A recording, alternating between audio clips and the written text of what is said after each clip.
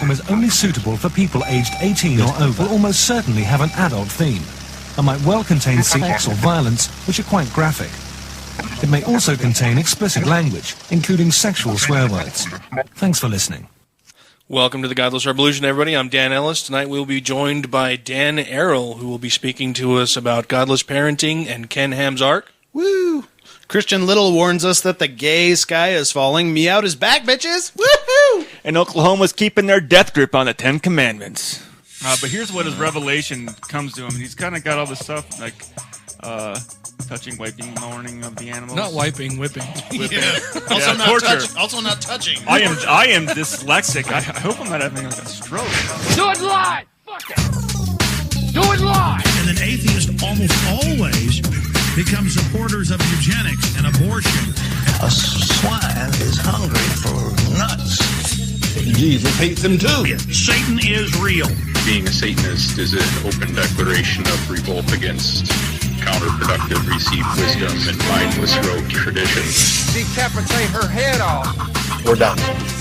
You're done. You're done. Obama! All the time. How's everything going? That's great. How are you? I'm doing really well, man. I'm really excited to be able to actually speak to you instead of just chat with you back and forth on Facebook and comments and stuff like that.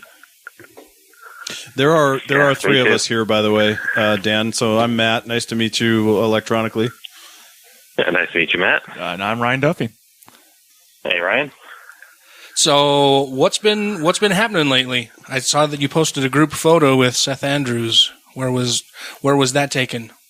Oh, that was here in San Diego. It's called the Godless Gala, and it's the first annual of hopefully what will be many yearly events here where they try to bring out, a big speaker, and they had a bunch of tables set up with different local groups and out-of-state groups and local businesses coming out to meet everybody. It was a really good turnout, and Seth spoke and I spoke, and Ryan Bell from A Year Without God was there. Oh, yeah. It was a lot of fun. Oh, that's cool. Awesome. So this is just kind of a little regional conference kind of thing? Yeah. It's the first time they tried it, and hopefully next year it gets even a little bit bigger. Fantastic. But, it was fun, and I think it seemed to it drew a pretty decent crowd especially for San Diego. Yeah. Where the crowds there's a lot of people here, but getting them together for one event is next to impossible. Right. Yeah. Yeah, so there's a whole bunch of stuff that we're excited to talk to you about. Let's start with a little bit of your history. How long have you always been an atheist? No, I would say probably sometime around 15, 16. I really started questioning everything to the point where I had kind of abandoned faith, and then sometime between 15 and 18, during that transition, I sort of just gave up on the whole concept of God or something else out there, and kind of just realized we're it. Yeah. Yeah, he's not there. So what religious faith were you raised with, or? Pentecostal. Ooh. Pentecostal. Yes, but not the snake handling kind. But that's a bit more southern Pentecostal. But the speaking in tongues and dancing and running up and down the aisles. Like Jesus camp? Crazy sort of. Yeah, just like that. Actually, I can remember my memories of the sermons and services are getting less and less as the years go on. Because I stopped going when I was like 12 or 13. But I just remember lots of the pastor would be talking and they yell and they get very excited and they jump up and down, and then all of a sudden somebody in the the pews or whatever would get up and just start running up and down the aisles with their hands in the air, speaking in tongues, and everyone would start jumping up and down in excitement, and they were crazy. It was an insane experience. Well, they all got the spirit. Yeah. Got to let it out. Yeah. Well, that's cool. So, and they tried to teach me speaking in tongues, and that's kind of what started my downward spiral. It didn't work, and I was like, "Wait, this is weird." Having to physically be taught how to have the Spirit of God inside you and have Him make you talk. Yeah, it was kind of like how to pray to have it happen. Oh, okay. And I was like me and a bunch of other teenagers all kind of huddled together, and they were teaching us how to do it, and laying their hands on us like they do, and other people started doing it and speaking like that, and I was like, what? going on. And I couldn't do it. And at first I felt like I was failing. And then that's kind of what led me down that road of, well, did I do something wrong, or is this just BS? Yeah, when in actuality, the other kids are probably just trying to imitate what they had seen everybody else doing. Figure, well, this is what's right. This is what should be happening, right? This sounds good. Let's go with this. I thought, wow, they can do it and I can't. And now as an adult, I look back and think, they felt pressured to, speaking in tongues is just a bunch of clicks and whistles. You don't have to say anything. So no one can judge you if you're doing it wrong. Yeah. So that was a 15, 16, 18. And you say that the trying to learn speaking in tongues kind of started you on the path. Is there any one thing that you can point to as being like the biggest thing, or like the I know for most people, it's kind of a progression. It's kind of a snowball rolling downhill kind of thing, where it's all the little things that start to add up. They can't really point to one specific thing, but there are a few different things that they can highlight. You mentioned the speaking in tongues. Are there any other I started once I kind of abandoned the idea of Pentecostal religion or even Christianity in general. I got interested in other religions, but never really, as I would read about them. I bought Dianetics, and I bought some book. I can't remember the books on Judaism I bought and stuff like that. Just kind of not even finishing them, but like picking up and trying to get into them and realizing that they weren't for me. Yeah. All kind of just added to the none of these make sense thing. And then it wasn't until I read the Satanic Bible where I realized they don't believe in God or Satan that I kind of realized, wait a minute, like that idea makes more sense to me, that there's neither. Yeah. Right. And it kind of that shock that, wait, they don't even believe in this. Maybe I don't either. And because really, I grew up kind of sheltered from the fact that there were only two people in the world. People that believed in God and Satanists. Oh, yes. It was one or the other. Right. I was never really taught about the fact that there were something called an atheist. Yeah. Mm-hmm. And even when I first lost that belief, all I had known about atheism at the time was what I would see on TV, which was, or at least looked like, a religion. Yeah. Because it was atheists attacking this, atheists doing that, and it just seemed like another group of people telling you what to do. And that's all you got. I mean, this is pre everyone having a computer in their home, so there wasn't like an internet I could hit and learn all about this. So, just what I had heard or could find from other people. So even then I lost belief, and I was like, but I'm no atheist. Right. That's a really interesting point. I had a real kind of I was driving home from work today, and I don't listen to music all that much, but my wife likes country. I hate it. And there was a song on where he was talking about finding Jesus. I don't know, some probably shitty southern town he grew up in or whatever. Truck. Yeah, and anyway, but he one of the lines was that it's full of sinners and believers. And I looked at her, I'm like, how is the opposite of believing being a sinner? Mm-hmm. Like, but that's the common equation that people, that's an equivocation that people make all the time, that, you're a believer or else you're a sinner. Satanist, right? And so, but I thought that was pretty interesting. That's the way that Christians do that.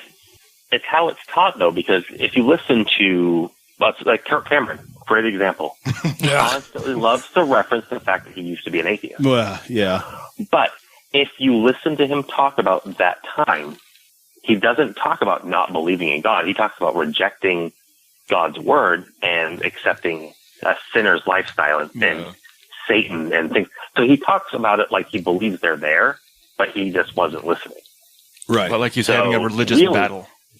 Right. And so to them, and I think it's sort of taught to them, but it's also part of the propaganda and the dialect they're fed, is that, atheists don't not believe in God. We are mad at, or we reject his teachings. And so they think of themselves as atheists when really what they want to say is, I wasn't the right kind of Christian at the time, or I didn't believe the right way. And they just assign that to atheism.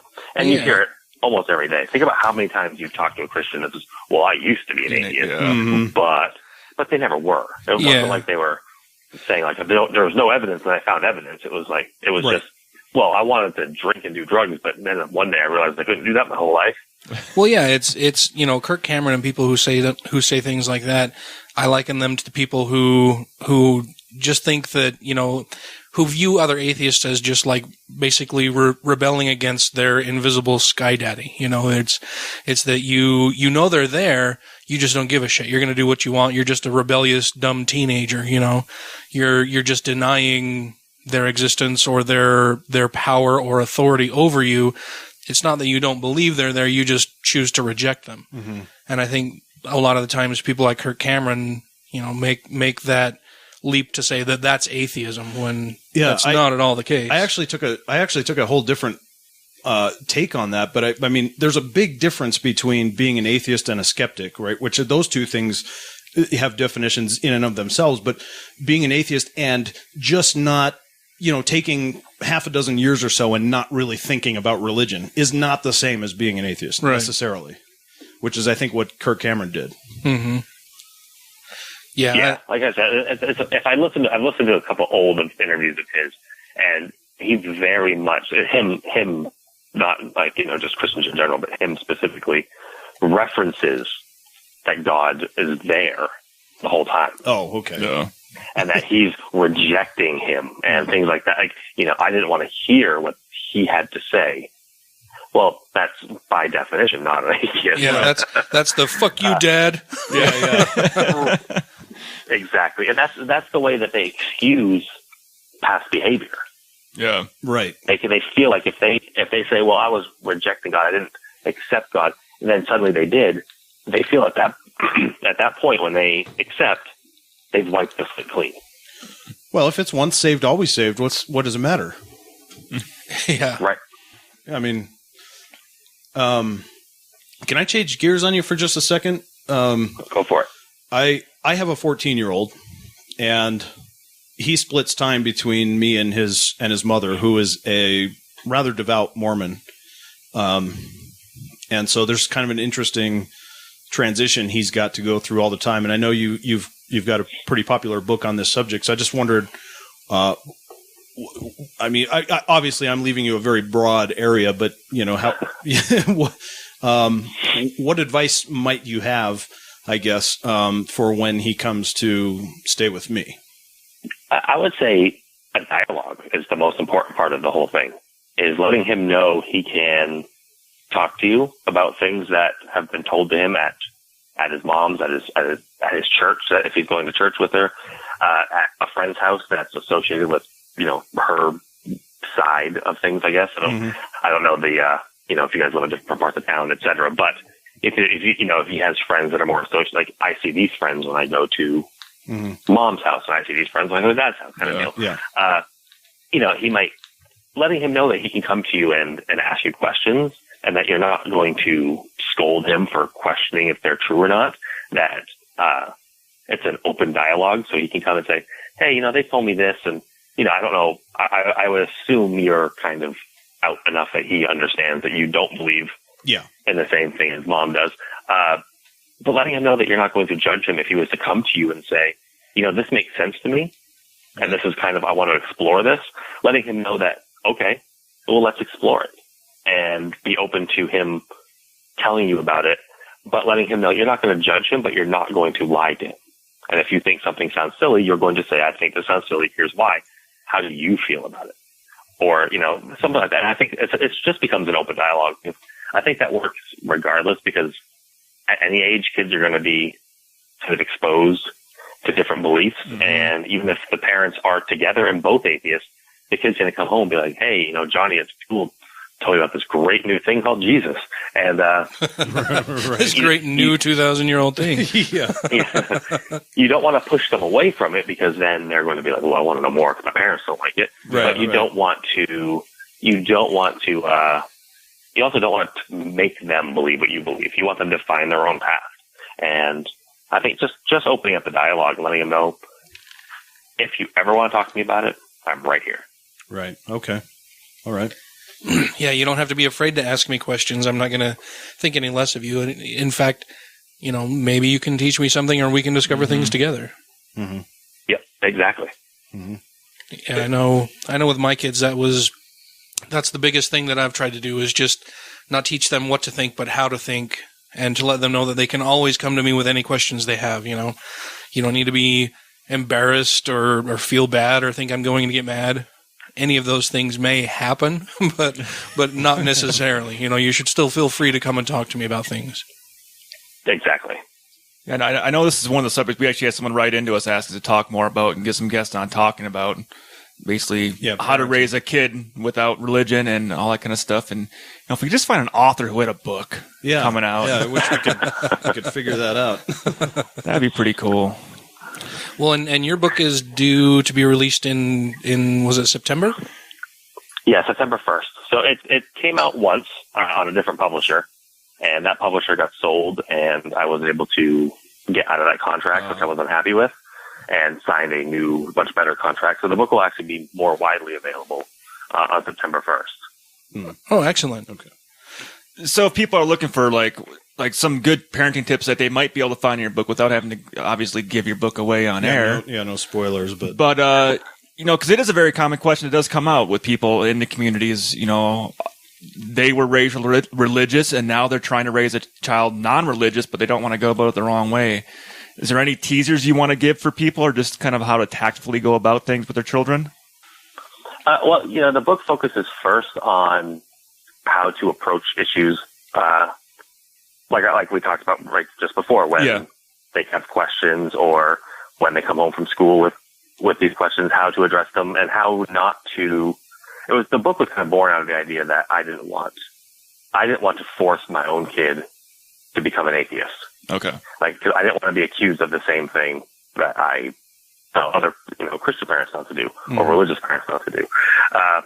But then as I wrote it, I realized that the book for me needed to be more focused on the parent themselves, and more or less maybe the kind of person or the kind of atheist they should be, quote unquote, without telling you who to be. Yeah. But that being open and honest about it. I know a lot of parents hide the fact that they're an atheist. If you're doing it for safety reasons, I know people that live in the South that don't come out openly because of fear of losing their job or their families abandoning them. But if you're doing it just because, you think it has such a negative connotation and you don't want to be judged in that way, you're actually doing your kids a disservice because you're telling them to hide who they are. Yeah, right. And so the book, I didn't kind of set out to write it this way, but it sort of turned into a activism book for parents almost, where it starts off at the beginning talking to your kids about religion, spending time with them about all different world religions, and then it kind of shifts into let's talk about the problems religion causes in the world and how as parents we can address those.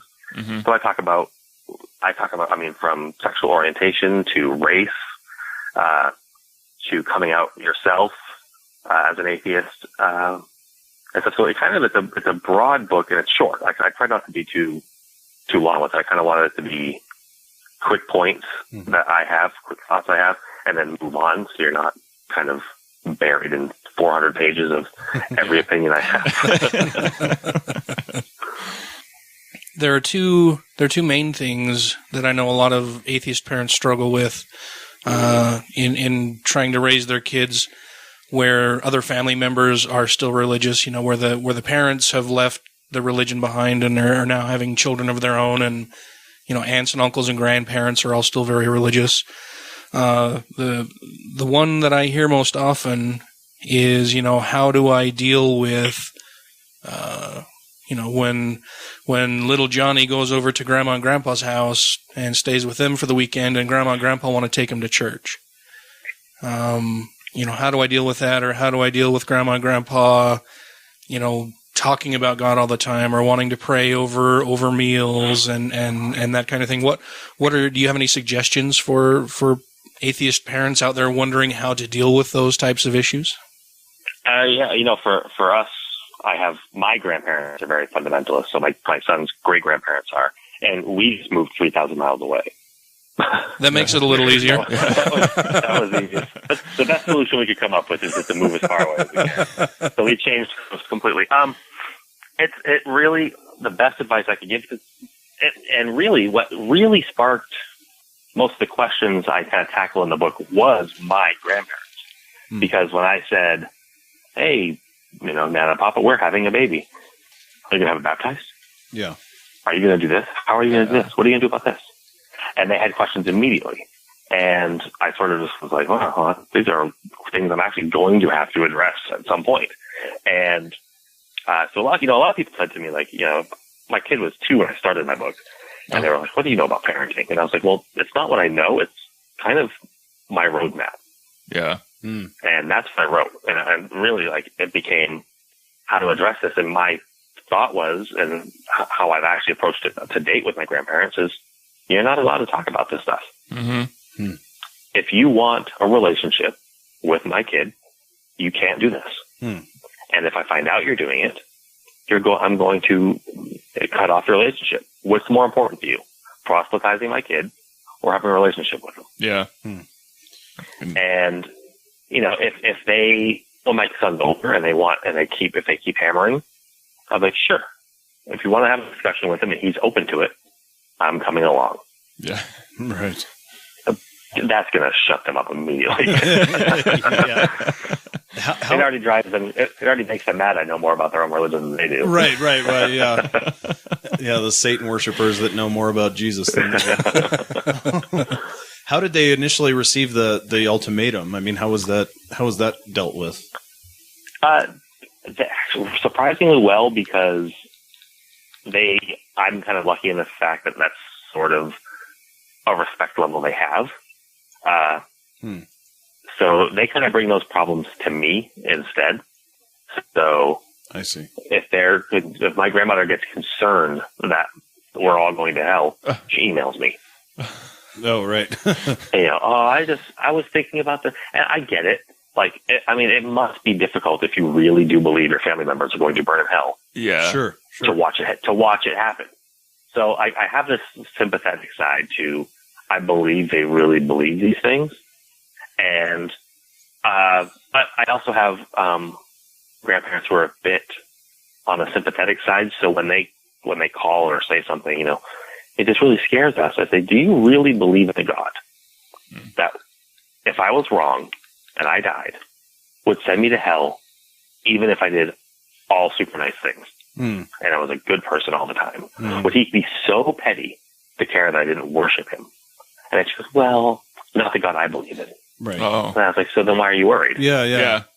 Why? Like, just be worried that I'm a good person. If you see me doing bad things, be worried that I'm doing bad things. Yeah, but if you don't see me doing bad things, you don't see me, like, being this bad or, quote unquote, for her, sinful person, then what are you worried about? Right. That's a great point. And then she calms down. She gets, because it's also, she goes to a not very progressive church, but progressive enough that they know how to adapt slightly to the time. So even the church is toning down hell because they know it's not drawing in crowds. Yeah. And it's really hard to defend too. Right. And cultures, our cultural societal morality is changing, and hell is being seen as this awful relic of religion that is harmful. Yeah. And so now religions are toning it down. Well, it's not a burning place. It's a separation from God. Yeah. Yep. And, they're really trying to explain away the awfulness of hell to sort of, bring people in. It's like even the Pope, I know he didn't say atheists can go to heaven, but like he implied that, good people can, get to heaven and then, kind of repent and et cetera, much more complicated than the headline said, but that's the changing dialogue. Yeah. That's the, we have to get, even the Pope even said, well, now unbaptized babies don't go to purgatory, they go to heaven. Yeah. Because people were starting to think, wait a minute, that's really messed up. Yeah, exactly. Yeah. Yeah, that's right. So what do you feel about the religions becoming more moderate? Do we congratulate them on their, quasi-progressive stances and changes on views, or do we still try to remind people, no, this is what they used to say, this is what they're saying now, it's still bullshit. This is what the books still say. Yeah. It depends on what your goal is. Like my more personal fight is less, well, first, I despise religion and I would love it gone. But I don't want to force it out. It needs to go on its own. Okay. And it goes on its own naturally. It's going to go on its own. Not in my lifetime, not in my kid's lifetime. Maybe if we're lucky in his kid's lifetime, they'll start to see the drop offs of, there used to be Mormons. There used to be Baptists. But my concern is the harm it does specifically. So if religions become more modern and do away with the harmful practice, that just gives me one less thing to worry about. Yeah. So yes, they're still preaching crap. They're still preaching bullshit. But if I can say, all right, I don't need to worry about the fact that they're not stoning witches anymore, I can now focus on the fact that they're hurting education. Right. The ones that stop hurting education, I can then focus on the fact that they're, doing X, Y, and Z, or telling kids, harmful things about hell. Each time they give up a belief and have to adapt to a modern society, that's a victory. Right. Because that means they've been forced out of their position, and they have to adapt. And eventually they're going to adapt themselves right out of a belief system. Yeah. Yeah. Yeah. I think I agree. That in 50 years they're going to be touting the fact that they were at the forefront of leading the way for gay marriage and gay rights. Yeah, for marriage equality, exactly. for civil rights. Yeah, and I was going to say that's the part. I agree with you on principle that as they become more progressive, that's ultimately a good thing. It's better for everybody involved. I have a huge problem with them taking a revisionist stance on their history of social issues. To say that, oh no, it was religion that led the way toward civil rights for black people and for women's suffrage and for ending the slave trade. And I'm sure that in 20 years, we're going to hear that religion is what led the way toward marriage equality for same-sex couples. Did I step on your punchline there? Sorry, man. No, you're fine. Yeah, it's just that revisionist history bit of it that really bothers me. Well, I don't know. David Barton seems to be pretty accurate. Sorry, Dan. Yeah, it drives me just as crazy to hear. I go off about the Confederate flag or the KKK, and then someone says, "Oh, it was you liberals that formed it." It's it's a revisionist history. Like, you liberals that formed it, we're a God-loving. I was like, find me a KKK member who's an atheist. Yeah. Right. Yeah. Like, you could find me a white supremacist who's an atheist. I have no doubt about it. But you're not going to find me a KKK member which is a openly staunch Christian organization. Yeah. And tell me that, I don't care. You can put whatever Democrat or Republican label on it you want. I'll argue the history of the New Deal, and later with you all you want. But there's one thing they all have in common. They were God-fearing Christians that formed these organizations. Yeah. Yep. And, I have no doubt many Christians fought to end slavery. Right, but it wasn't religion that ended slavery by any means. But, of course, that's the history they want. And you're right. In 50 years, they're going to talk about, and it all becomes the fact that they have to then attach themselves to the liberal church. Because there are plenty of churches and plenty of church members I know personally that since the beginning fought for marriage equality. Mm-hmm. And those churches and those church members, I'm glad they were on our side. Regardless of other differences we have, we needed their numbers. That kind of support changes public policy. Absolutely. But what's going to happen is the now more fundamentalist churches that were very against it in 20, 50 years are going to have moved into that more liberal position, and the liberal left is probably going to have moved even further left as new issues we can't even imagine come to light. And right. They're going to say, well, look, we're a liberal church. We fought for same-sex marriage because they're going to attach themselves to the evangelical side. Not very few evangelicals supported it, but they're going to find that group of evangelicals that did and attach themselves to it. Yeah, those 3 or 4 churches that were big in it. Yeah. Right. And they kind of do that throughout history, and they just attach themselves to that, part of the church that accepted it, and then kind of make it look like they all accepted it. Yeah. Yeah. And they don't talk about the fact that 75% of them didn't. They don't want you to think about that. I think we do have a little bit of an advantage, though, at this point, in civil rights history, because we'll be able to refer back to YouTube, and all these where we haven't been able to do that before. And so when they want to claim they were connected, we can say, Barry Lynn is okay, but the rest of you guys, not so much. Yeah. Well, and Dan, you mentioned, that there are a lot of people who, or you said that, certainly there were a lot of Christians who, fought to free the slaves and who fought for women's suffrage and things like that.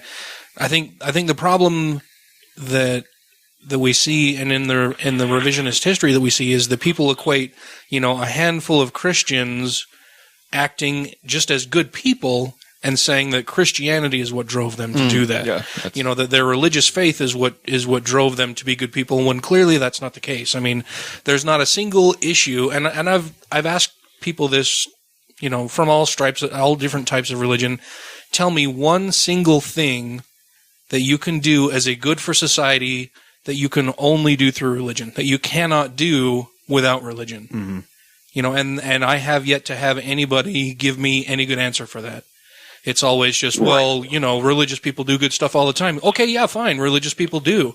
Not all religious people, certainly, but there are other people who are definitely not religious who are doing those same good things without religion. Mm-hmm. Right, and that, I think you just hit the nail on the head. It's the fact that they want to equate that, we know that the majority of African Americans in this country are Christians, or at least religious. Yeah. Mm-hmm. And so they look at that and say, well, the civil rights movement was a Christian movement because everybody in there was a Christian.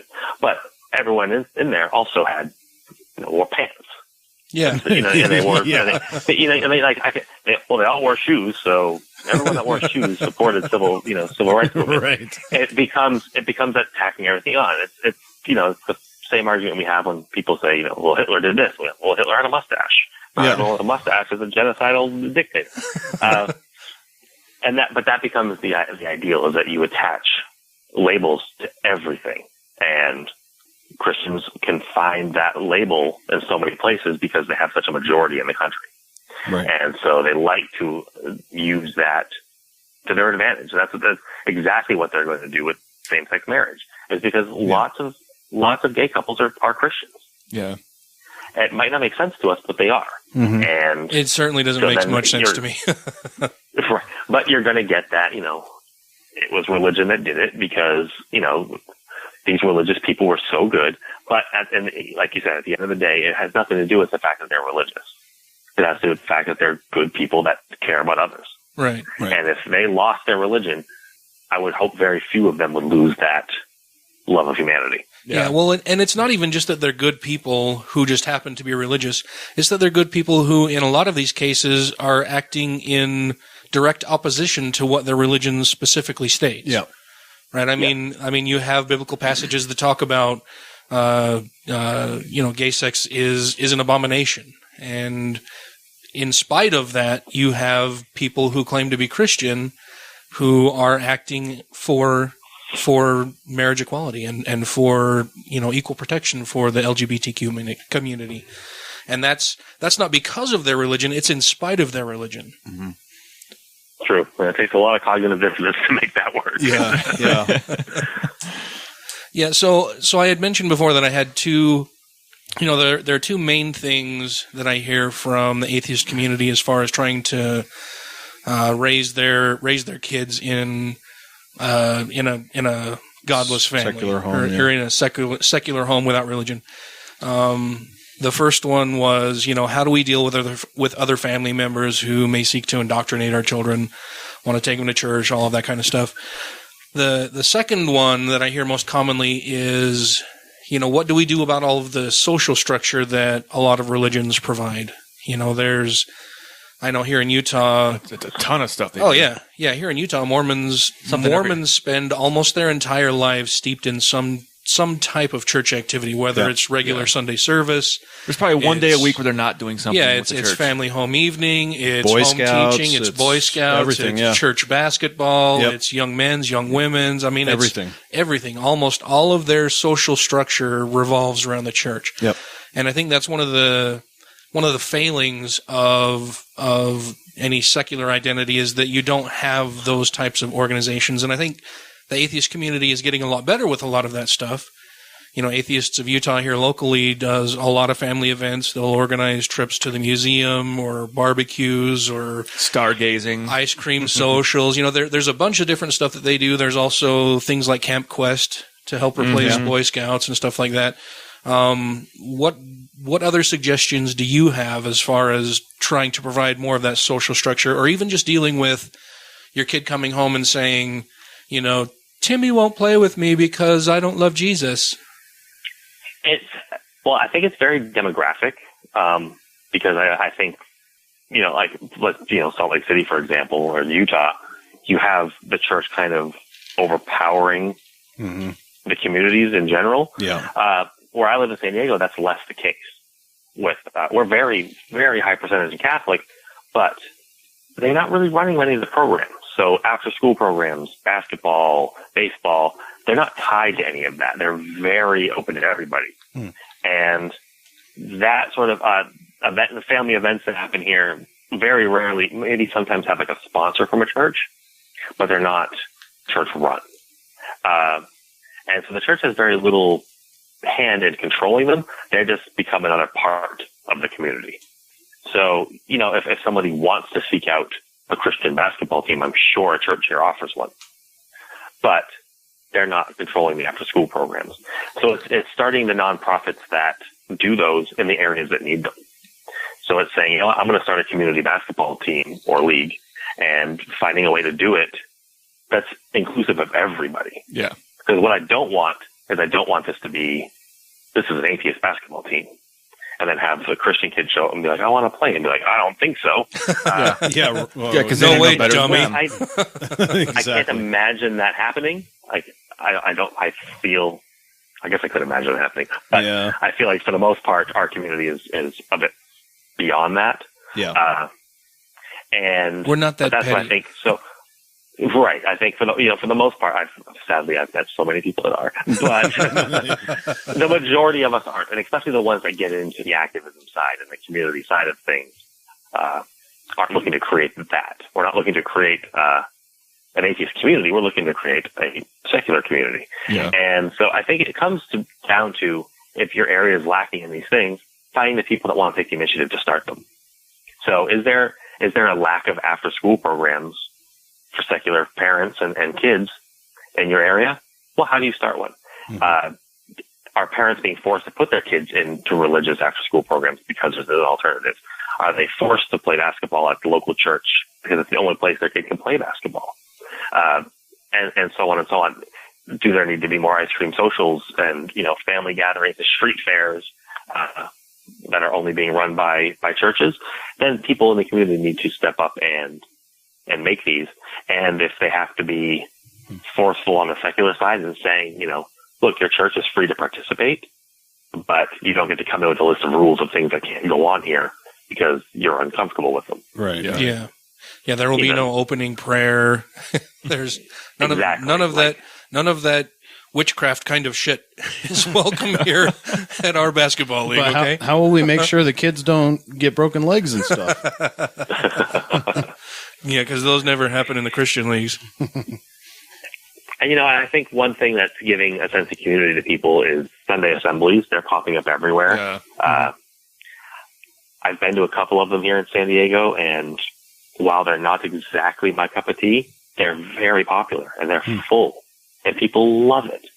And I just went to one the other, maybe last weekend, the weekend before, and saw Ryan Bell talk, and the crowd was huge, and everyone had the best time.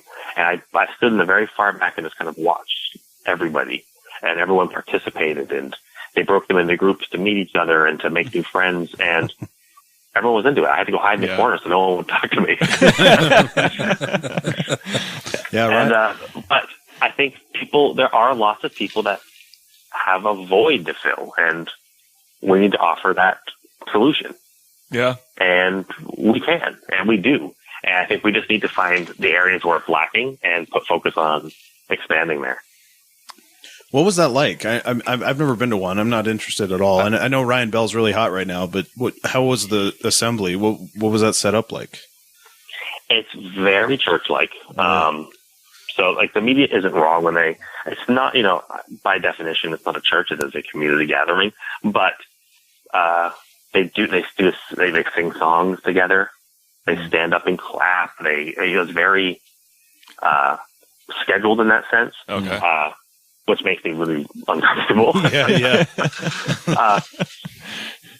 But at the same time, like, I watched everybody smiling and happy, and I feel like, you know what, they probably walked away from the church, not because they hated going to church in that community, but because they didn't believe in that anymore. Yeah. And if that's something you really enjoyed, why do you have to lose that because you don't believe in God? They just want to get rid of the dogmatic aspect of the religion. Yeah, exactly. And so they had someone do a reading about the civil rights movement and the black community, and they kind of equated it to black non-believers. And they just stood up there and they read it, and it had nothing to do with God existing or not. They leave that out because they want it to be open to everybody to come. So you can be a believer, but not fit in with a religion and go to a Sunday assembly. Because they only put focus on doing good work and being a happy person. And then Ryan Bell talked about actually community. That was his whole idea, was that we need to stop shaming people for needing a community. Yeah. It's kind of sort of human nature, where there's many atheists who look at, the Sunday assembly and say, oh, I don't need that. When I left religion, I didn't want to replace it with another thing. But that's not, you do replace it with something. You find your own community. We all belong to something.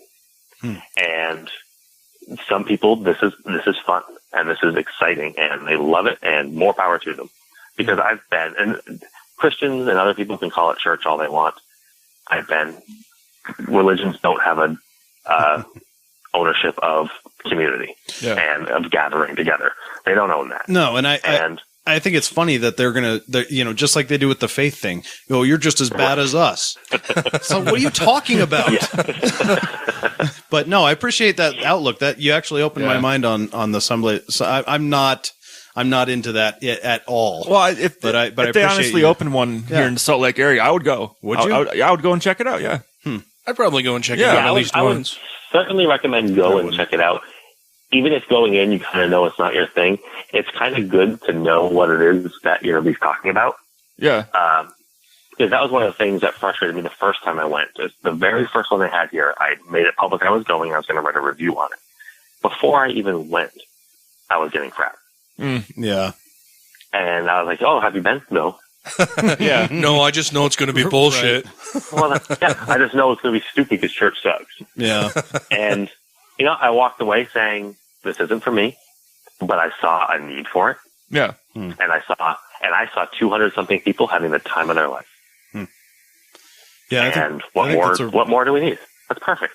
Yeah. I think that's a really beneficial outlook. I'm fairly positive that it's not for me, but the fact that other people could benefit from that in ways that maybe are not important to me, but are to them is a whole new realm of possibility I hadn't even thought of. So that's cool. Yeah.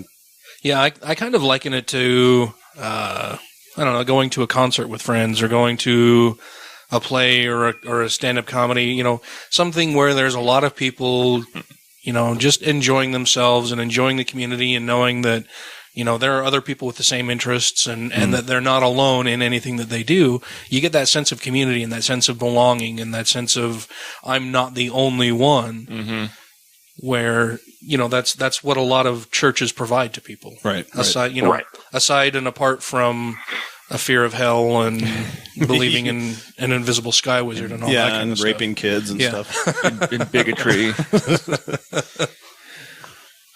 But yeah, I mean, I'm sure that there are some definite benefits for something like that.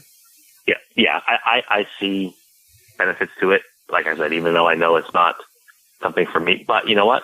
I've been to a couple, and if someone's speaking that I really want to see, I'll go to another one. Yeah. It's not something that I can't go to because I don't like the singing. I'm just not going to wake up every Sunday and go to something at 10 o'clock in the morning. Right. Not going to happen. But, I'm friends with Ryan Bell, and I really want to go see him speak, so I went and saw him speak. Great. Yeah. If I see someone speaking on a subject I really want to see him talk about, I'll be there. If they're talking about something that just doesn't interest me, cool. Not going to be my deal. But yeah, I've gotten really tired of the shaming of it, just because I do think it really does provide something for many, many people, not just a few. But I mean, look at how big it is. Yeah, it's big enough where it's made an impact. Yeah. I think it's just part of that automatic rejection of anything structured, that a lot of people leaving religion are automatically averse to having anything or just that even has any resemblance at all to any religious practice, right? They don't want to congregate together. They don't want to give their money to anything. It's really hard to get money out of atheists who are freshly coming out of any religion, because they're like, oh, no, fuck you. I gave 10% of my money to the church for the last 25 years. I'm not going to give you a fucking dime for anything. That's beer money now. Yeah, why do I have to pay for any of this shit? Yep. And you know what? That's one thing I really like about the Sunday Assembly is the first time I went, when they asked for donations, they asked during the I don't know how to service, but during the speaking, they asked, they made it known there was a donation thing at the back, but they were very adamant that if you don't have it, don't donate it. Yeah. Mm-hmm. You don't have to give to it. And they made it clear. They said, what we're looking for is money so we can rent this place every week. And things, and that's what they needed. And, no one there is being paid. No one's working, full time for the Sunday Assembly. It's a volunteer only thing. But then in the last one I went to, the donation thing was up at the front, at the entrance, where, because you can sign in and they like to do name tags so people can meet each other. And it was just sitting there and said, donations welcome. And that was it. They never even mentioned it once. And so people could walk in and be like, I really enjoyed this. I want to keep coming. I'd like to give them some money to make sure they can secure this location month after month. Yeah. Great. And if you go and you're like, you know what? I don't have the money to give. They don't even ask you for it. Zero There's pressure. no shame. The cup isn't handed to you, and then you feel like that person that's being shamed for passing along without putting money in. Right. None of that exists. And you're not told you're not told that you're going to lose out on any blessings if you don't donate. And exactly, and they don't even tell you, if you don't donate, we're not going to do this. They don't even say that.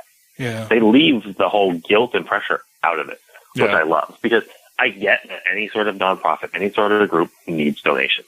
That's how it works. Right. And everyone that needs donations has to ask for donations somehow. Yeah. And they're put in a pickle because they look more like a church than anybody else. So when they do anything, it's scrutinized more. So they have to be creative about the way they approach these sort of issues. And I think they do a really good job doing it. And I can't say that's everyone everywhere, because I've only been to San Diego. Yeah. And they're all run independently and all run different. Yeah. But I know my experience here, and after talking to Ryan Bell some more about it, I think he spoke at like almost 14 of them now or something like that. He loves them. He thinks they're great. Being a former pastor, I think that kind of makes sense. Sure. Yeah. But, he kind of likes that back and forth and that talking in front of crowds in that manner. I think that's still, a good thing for him. Yeah. But I don't know if you ever talked to Ryan or know much about Ryan, but he is so anti-religion. It's fantastic. So for him to still see the benefit and goodness in it, I think speaks highly of it for somebody who's so rejected the church and its teachings. Yeah, it seemed to happen so fast for him, though. It's sort of, I kind of went back and reread some of his work and kind of revisited it, because I didn't know how I felt about it. Mm-hmm. You can't give up God for a year. Right. Yeah, of course. A bit, I think it looks fast to us because it started so much earlier for him. Okay. So by the time he came to, I'm going to do a year without God, I think he had kind of given up God more than he says. Yeah. Okay. And so it looks fast to us because we only caught that one part of his journey. Yeah. When it had been building up for a long time. Right. And I think the second he said, I'm going to do this, that was I think he knew the ending to his story. Yeah.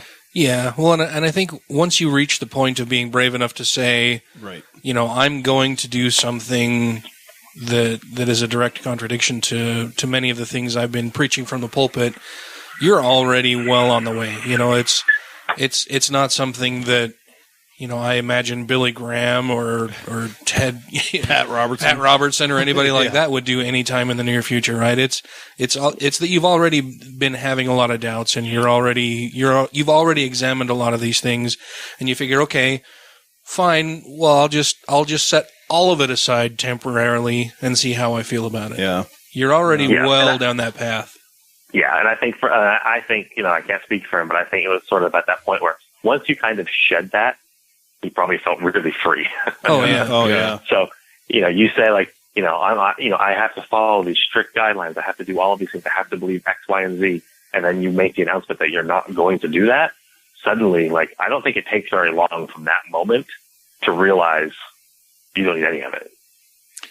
And so I think once he got outside and once he started meeting, atheists and going to conventions and talking to people, I think it kind of made him feel more comfortable and accepted. And there's sort of this, I think, like I said, I think it was a long progression, but we only all watched the end of it. Yeah. You're probably right about that. I just wonder how many Christians in the Christian community fully expected him to come back to preaching and believing in God at the end of the thing, and then were just completely blown away when he said, "Nope, I'm not coming back." Just spend a couple hours on his Facebook page. Oh, really? Yeah. Yeah. I'll go read check it his out. comments. Oh, man. Me and him wrote an article together, and I got some comments on it. He got hundreds of comments on it, and they were just, and he is very engaged too. Like, okay. I get a couple hundred comments, and I might reply to one of them. I can hardly bring myself to read them. Yeah. Because very few people comment when they agree with you. Yeah, true. But Ryan takes the time to go in and talk to everybody, and he's very level-headed and doesn't lose his temper.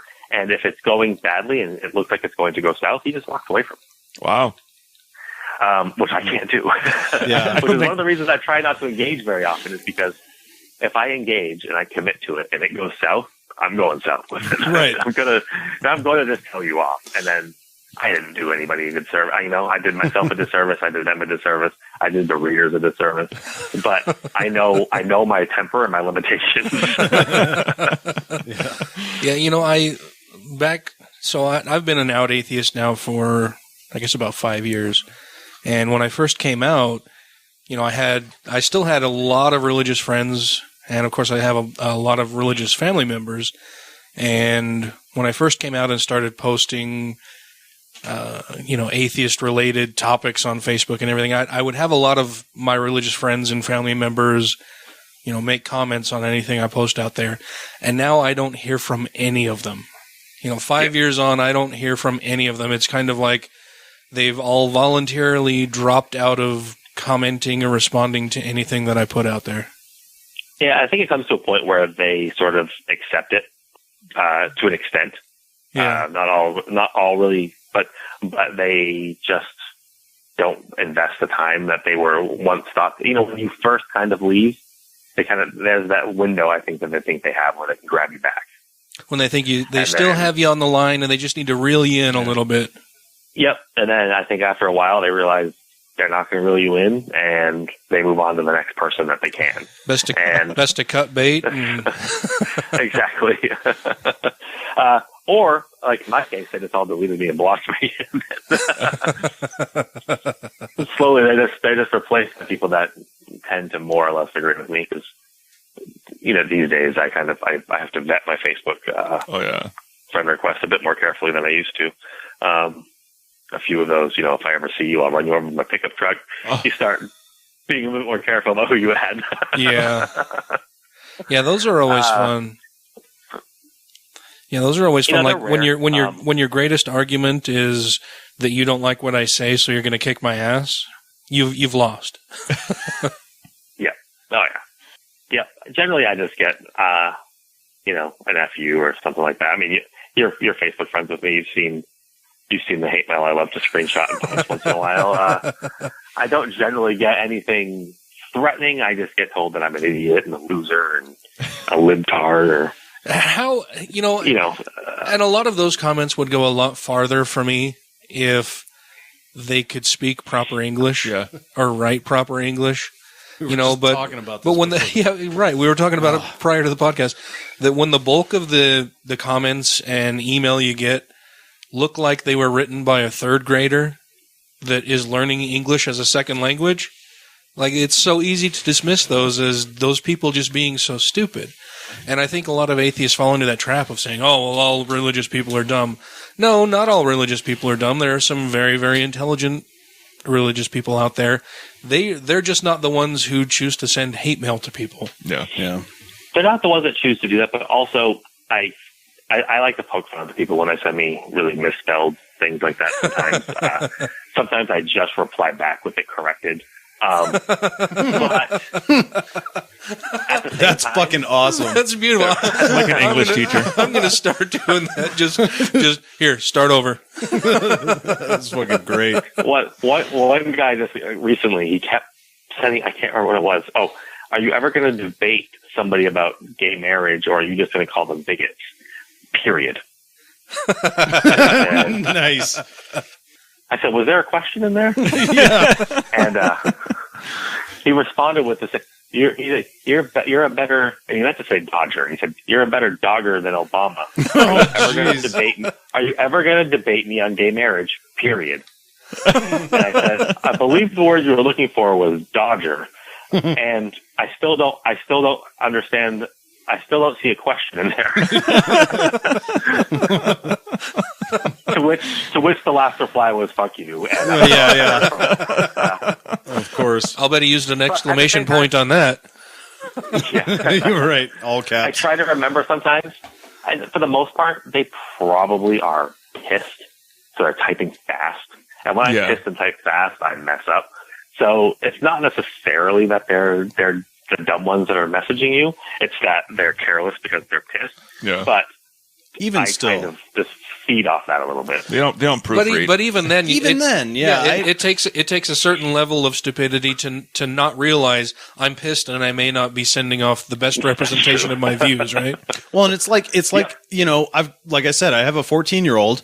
And I'll get text from him, and I'll look at him, and I'm like, "What is this? A fucking ransom note?" You know. So I have to text him back, and I'm like, "Do you even read these before you send them? What the fuck, dude?" You know, and that takes a certain intelligence too, or right. So if they're adults and they're sending that without having reread that, come on, man. Like, you know. Fucking ransom. I don't know. Sorry, Dan. That's awesome. I kind of go off on this show a little bit, but the funny part is I don't think these people realize that they are just feeding me. Right. When I get a message that tells me I'm an idiot, I don't go, "Oh man, I'm an idiot." Yeah, right. I go, "This is working." Yeah. And I write and I write again. And another satisfied reader. They send me, if I see a pattern in hate mail, every time I write about Ted Cruz, they get furious. Oh, boy. Guess what? I'm going to add some more articles about Ted Cruz into my cycle. Yeah. I've struck a nerve. Fine, I've figured out what people want, what's pissing people off. Man, I cannot believe that he has supporters. But, you know, to be fair, you do have more IQ points than teeth. So most of the people that are criticizing you, you know, I mean, like. My favorite, though, is this happens to me a lot, is, I don't know, I think a lot of people know this, not many people care or know, but when you blog for Patheos, you're paid per hit. And I wrote an article the other day about some lady who was really shaming transgender people and telling them that they don't exist. And she is not a famous person, but she has a radio show on a conservative radio network. And she had 20,000, or it was a lot. She had an insane amount of followers. And so I was like, you know what? Like, she's a big enough of a voice that what she's saying is hurting people. Yeah. And I'm going to address it. I addressed it and I sent it to her. And she tweeted it out with, "Everyone go read this article and take him down." Oh, wow. Thank you very much. I was like, thank you. She just got you a new car. You just paid me to do this again. Wow. And to bring this to other people's attention. That's awesome. The funny thing was, is that that one didn't get incredibly popular. It didn't gather that many comments, but she only got 1 or 2 supporters on there versus 10 of my supporters. So it was a very, even she was on a losing side of that argument. Yeah, way to go, man. She had 10 times as many followers as I do, and she couldn't gather an argument. That was a funny one. I corrected her on what transgender is, corrected her usage of words he and transgenderism and transgendered, and she retweeted it. And this sounds like this should have nothing to do with the conversation, but she is a black woman. It has nothing to do with the issue we're talking about. Suddenly, I was a racist mansplainer because I dared tell a woman of color anything, basically. How dare you, sir? I was told that I was a racist mansplainer because I was trying to explain transgender issues to a black woman. And I said, what does her race have to do with this? Yeah. Absolutely and they nothing. say everything, because you're a white man telling her that she's wrong. No. Well, gender has a lot to do with it. Tell her to go read her Bible. She should obey you. It was wow. It was the first time I've ever been accused of mansplaining something. Yeah, that's interesting. Generally, once that's thrown at me, I would just turn off my, when I see another person's debate and they go, "You're mansplaining," I just kind of tune out the rest of the debate because it's not an argument to be taken seriously anymore. But to be told I'm mansplaining because I'm addressing an issue that she is clearly wrong about. Yeah. How does dialogue take place at that point? Yeah. Do I see her and look at her avatar on Facebook or on Twitter and say, "Oh, well, she's a woman of color. I better call in my black friend to handle this for me." We've then shut down dialogue and we're not getting anywhere. She's a woman of color. Clearly, I can teach her and tell her nothing. She's obviously right about everything she says. Right. That's how I felt. I was like, this doesn't, if I went to her and said, well, you know what, let me explain racial issues to you. Right. There's an argument to be made that I'm going to be wrong. Sure. Yeah. I'm not going to be wrong, but there's an argument to be made that I can't exactly, your credibility is suspect at that point. Fine line. Yeah, Let me tell you what it's like to have a vagina. Back up my, Yeah, it's just getting hard to be a white man in this country. Am I right? I only listen to Bill O'Reilly, right? Everybody else too. Speaking of white men, segue. Yes, finally. We're all men's rights activists, right? One of my favorite things that you've done is taking down Ken Ham. Yes. What is your favorite part of all of this? Like, what? I know that he's kind of lost his mind and thinks you're the devil incarnate, and you're working in concert with Satan if you're not the devil incarnate. What is your favorite thing that he has said in response to anything that you've written? My favorite thing is the fact that since the day he lost that money, he has been absolutely silent.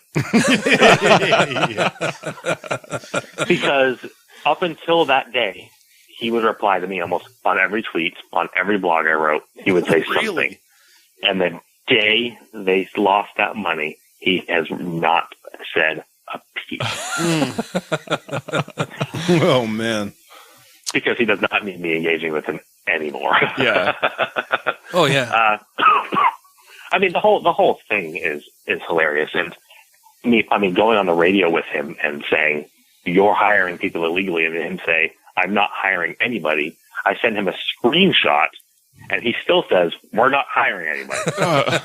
And I'm like, I am staring at a picture of your employment page, and it says, "Art Encounter, CAD designer."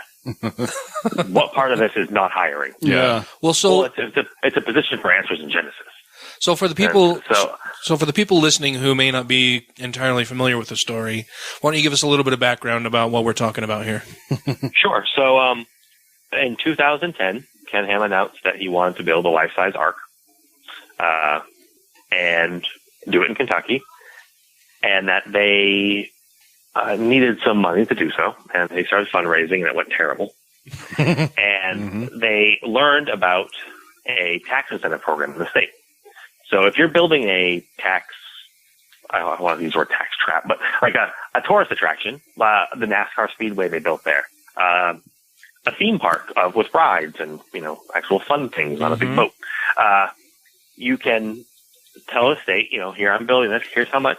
Here's the visitors we plan on bringing in. Here's how many would come from out of state. They're going to stay in hotels. They're going to buy food. This is the kind of revenue we think they're going to bring in.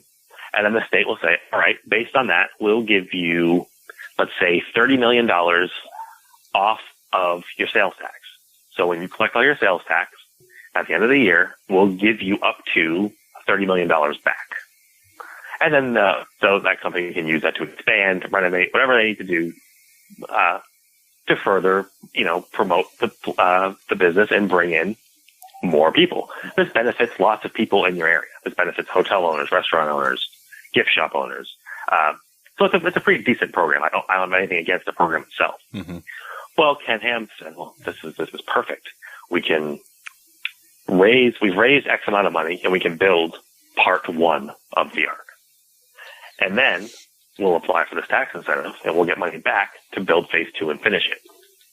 So they scoped out the project and they had to, from 2010 to 2014, the project went from, a $100 million project to a $50 million project to a $20 million project, because they couldn't raise the money and they couldn't get to a point where they could actually build enough to even break ground on the scale they wanted. So in 2012, maybe, they got approved for a $74 million tax incentive. Ooh. And they said, okay, but they couldn't break ground. They couldn't even raise enough money to get the trucks there to dig a hole. And so their approval of the tax incentive expired. Where the hell's Jesus? Right. And so they scaled the project down. They reapplied and they got approved preliminarily. And they didn't get the stamp of approval, they got told, this looks good, your paperwork's in order, for an $18 million tax incentive. Mm. And to do so, they had to file as a for-profit LLC. So unlike the Creation Museum and Answers in Genesis, they're not a ministry. They're they're a for-profit secular business. Right. Which is fine. They even had to sign papers that said they wouldn't discriminate against religion and things like that. They literally signed documents promising not to do so. And then they broke ground. Everything was going well for them. I happened to tweet saying, you're ripping off taxpayers from $18 million that could go to schools, to roads, you name it. That's when they first engaged me and wrote an article about how I didn't know what I was talking about, which just steamrolled into me going on the radio with them and accusing them of hiring people, to just, finding articles or finding things on his website that looked like they were breaking the law. And I took everything I had found, marched my little ass over to Americans United for the Separation of Church and State and said, here's what I got. Their legal team put together a big letter to the governor of Kentucky, using lots of links from my blog and a couple others that had, started covering the story, and said, you guys can't give them this money. They're telling people they have to be creationist Christians to work here, and you're going to give them tax money to do so? And the state reviewed it and said, you're right, and canceled the incentive. And said, you can't have it because you can't discriminate. Your website says you're not a business, you're a ministry, and you clearly told us you're a business. And we can't give taxpayer money to a ministry. It's against state and federal law. Yeah. And so they lost the money. Ken Ham is furious. They've sued the they've sued the governor. They've sued the state. With what money? Answers are, right. Well, their lawyer is a senator from Louisiana. So he's got some money, but also Answers in Genesis. But do okay. When you don't pay taxes, you get. Yeah. You have to know that when the state of Kentucky is siding with an atheist over a young earth creationist museum, you have to be really fucking breaking the law. Yeah. Your argument is so weak. It's so bad that Kentucky is siding with atheists.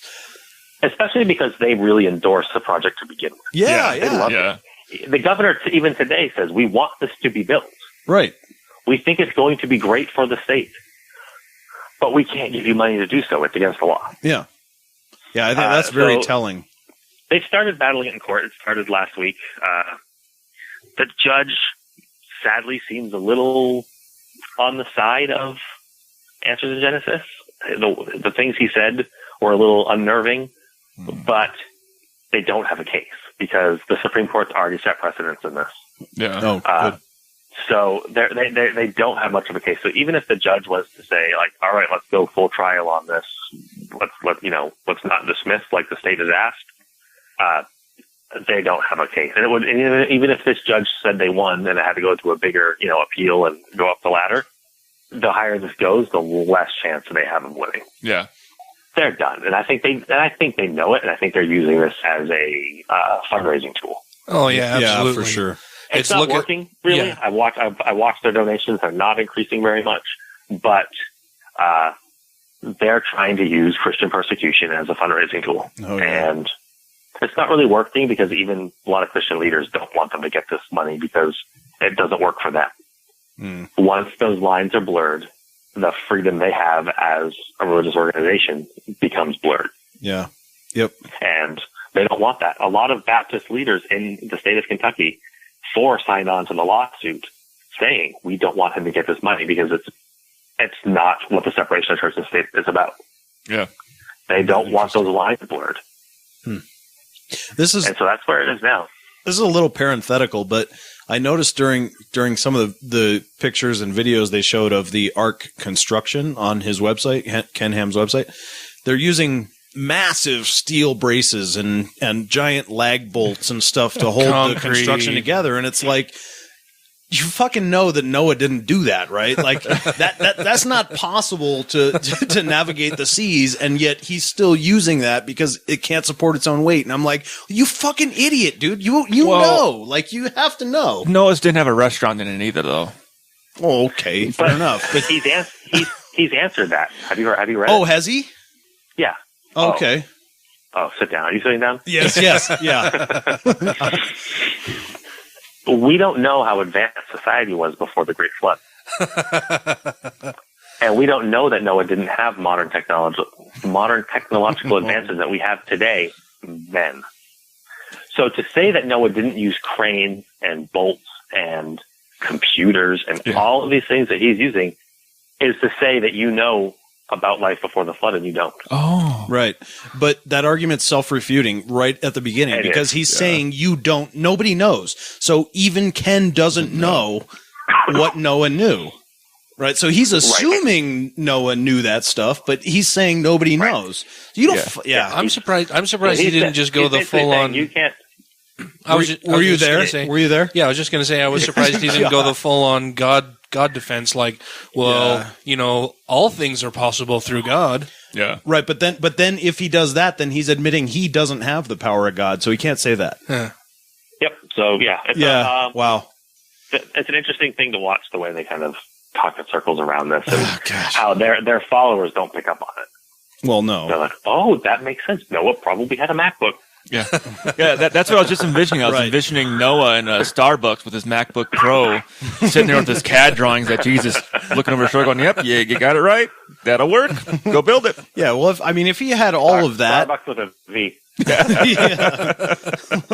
It's just, if he had all that, why did he need a dove to tell him where land was? He should have had GPS, right? I don't know. What are we talking? Of course, this is all stupid. Did nobody else on the planet have a boat? Right. That's what I said 100 times. Right. Of all the people on the planet, there had to be at least one more guy in his boat at the moment of that flood. Yeah. Yep. Being like, hey, me and my family, we're in this boat. We're good. Right. Yeah. Thanks, Noah. Thanks for the heads up, jerk. Certainly there were groups of fishermen, that were probably out working. Right. And, of course. Yeah. What about the evil ducks and evil fish? Yeah, right. The evil ducks. What a stupid story.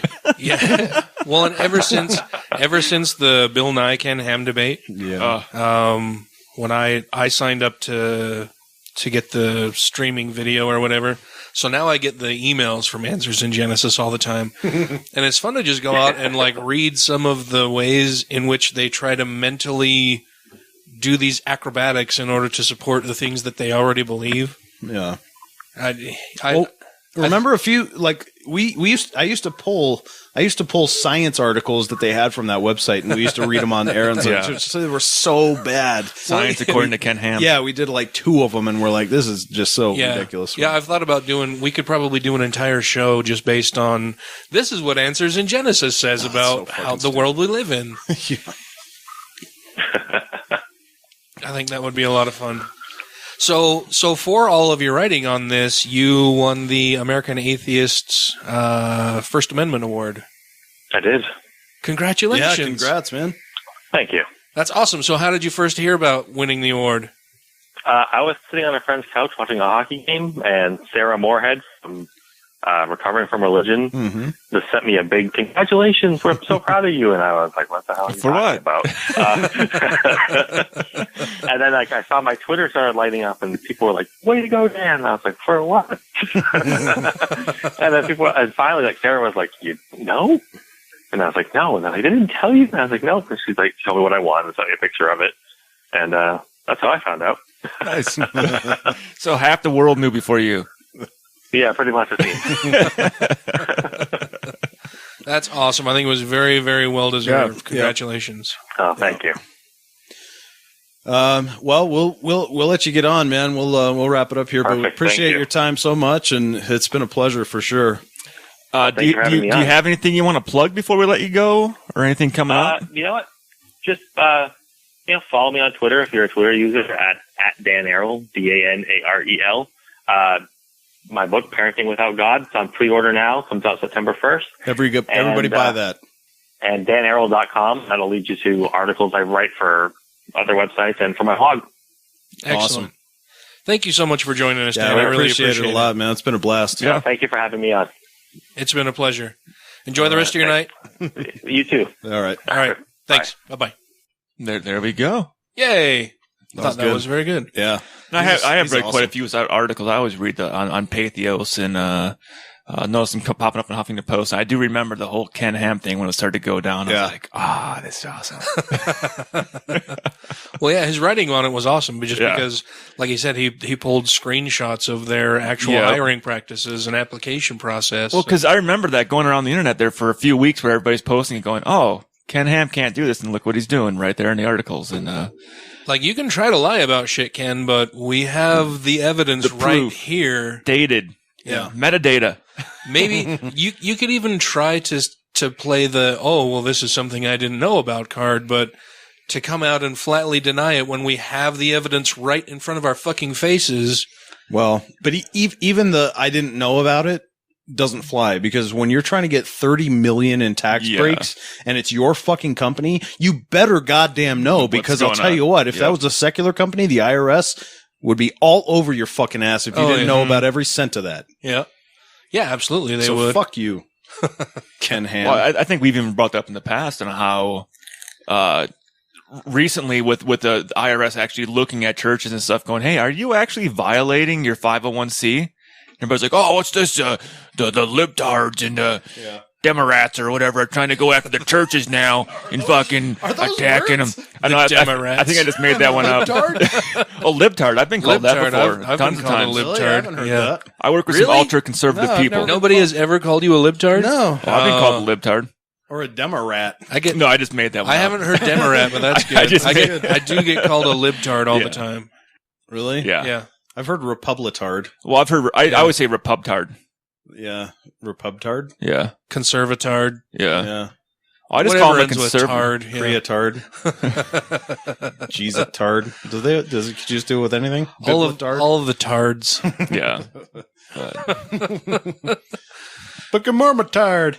Burkamurmurtard. That's why I was Let's talk about this one really quick, because I had this argument, and it kind of relates a little bit what we're talking about. Yeah, I'm feeling roasty tonight. That works. So I had an argument with a guy at work yesterday. We were going over. I Fuck brought up that guy. I know. I brought up the whole thing about when Chris Rock was tweeting photographs of himself in his car every time he got pulled over. And this guy I work with is like, well, you probably fucking deserve it. I'm like, no, that's the thing. Chris Rock was getting pulled over like 3 times a week doing nothing wrong. He's like, well, he had to be doing something wrong. I'm like, yeah, it's called a black man in an expensive car. He's like, well, that's not how it works. I'm like, then why the fuck was he getting pulled over all the fucking time? It's like, it doesn't work that way. I'm like, yeah. Then we started talking about the frisking of stop and frisk. Yeah. And we got in the whole thing, well, if you look a certain way, you just got to expect it. I'm kind of like, no, you fucking shouldn't expect to have to walk around the street, worry about getting frisked and checked for everything all the fucking time. Right. No, absolutely not. Yeah. Why should you expect that? And he's like, well, if I see a young black kid going on the street wearing like a hoodie and some baggy pants, yeah, I expect him to have some fucking drugs on him. You racist motherfucker. Pretty much. Pretty much. And I'm like, I went off him. He's like, well, it's making you safer. It's making your neighbor. Do you want to end up like Chicago? Like Southside Chicago? What the fuck are you talking That's what about? I was like. This is a guy that you can't win an argument with because no matter what, you're wrong. And no matter what, he's right. And here's the thing with people like that, they always, I guarantee it, every time they fail to turn the conversation on its head. Yeah. They don't have that internal conversation that we libtards do. Yeah. Right? Where we say, well, what if it was the opposite and it was only white people were getting pulled over? Yeah. Right? Well, would I like that? No, I wouldn't. Of course not. Would it make us safer? No, it wouldn't, because we don't know who the criminals are. So they fail to have that conversation with themselves, and they just say, well, anyone that's not like me, as long as it doesn't affect me, I don't give a shit. It helps us out. And then they work backward from there, trying to justify the fucking bigoted, racist bullshit positions they have and figure out a way to fortify that. And it's fucking ridiculous. And the one where it got me where I just stopped, I'm like, okay, I'm fucking done. Was when he out his back. When he We made missed you so much last week. he made the association was saying because he brought up Syria and I'm like, well, we're not fucking Syria. He goes, yeah, of course we're not fucking Syria. They got their shit fucking right over there, keeping their Because we're borders, not letting those black people run around with drugs keeping and their guns. borders tight and shit. They got their shit right over there in Syria with killing people and keeping their borders tight. And I'm like, yeah, this is America. We have fucking freedom. How fucking do you know Somalia this guy? has their shit nailed down. How do you know this guy? I work What does with he him. do? He's a fireman? Yeah. Fucking kill that guy. Kill him. Jesus. Kill that guy. You'll do everyone a favor because that is insane. To be honest, outside of these conversations, he's a good guy. Just when we get into these fucking I don't believe you. political conversations, he's fucking, we are both on extreme ends, and I think he's fucking ass backwards in it. Here's As the long thing. as he talks about nothing important, he's a decent guy. Yeah. Yeah, right. Pretty much. If I took his position, I would honestly want you to murder that guy. I mean, right in his face until he's If you dead. take that position, I'll murder you in your face. Murder him in his face until But, he's dead. But where it came to me just going, okay, this conversation's lost, is when he brought up the terrorist thing. Which, by the way, most all terrorist acts in the United States have been done by white men. Yes. White Christian men. White Christian men have taken part in 90% of our terrorist attacks in the United States of America. That high, but it's a majority. It's a majority. It's a huge majority. Well, you got the 2 Twin Towers attacks, and those are Muslims, but those are both Muslim. The guys at Boston, not white Christians. Those are the only ones I can think of off the top of my head that were not white Christians. That are not. Well, you had the snipers. But they DC weren't. Snipers were not white. Well, yeah, true. They were 2 African American men. Mm-hmm. Were they Muslim, or did they denounce a religion, or did they announce a religion affiliation? Honestly, I think one of them was Muslim. Was they? Were they? I can't say that for sure. I can't remember. I may just be talking out of my with the ass. DC snipers. But I mean, Kaczynski, McVeigh. Yeah. Lee Harvey McVeigh, Oswald. the Oklahoma City bombings. Yeah. Yeah. But then I went and said all of the attacks on abortion clinics. Yeah. Yes. I went and said, so if you see a man walking around with a turban and a long beard, you automatically going to think he's a terrorist. He goes, yeah, that guy needs to be fucking searched and needs to be checked. I'm like, what? I'm like, they're not all, he goes, I know they're not all bad, but just because there's one good one doesn't mean there's not 200 bad ones. One. Oh. I'm like, so there's one good Muslim or Sikh or someone who might look like this guy that in this probably fucking has no country. idea what the difference between Muslims and Sikhs are. No, I probably not. He obviously doesn't even know what Muslim is because he's saying there's one good one and 200 bad ones. Yeah. And that ratio is obviously not right. Because he's going, I think in his brain, everyone is ISIS. They're all ISIS. Right, exactly. So kill them he has all, no idea. slaughter Now, them. I don't want to be... He watches Fox News, Yes. Breitbart, Yes. Glenn Right. Beck. And he did he grow up in Utah? No, he grew up in Germany. What the fuck is this guy's problem? He's a military kid. He grew up in Germany. I just want to say, I don't want to be on record as saying that even though I think that one good person out of 200 Muslims is the wrong ratio, that means that I approve of Islam. I don't want to go on the record as saying that. I fucking hate that religion.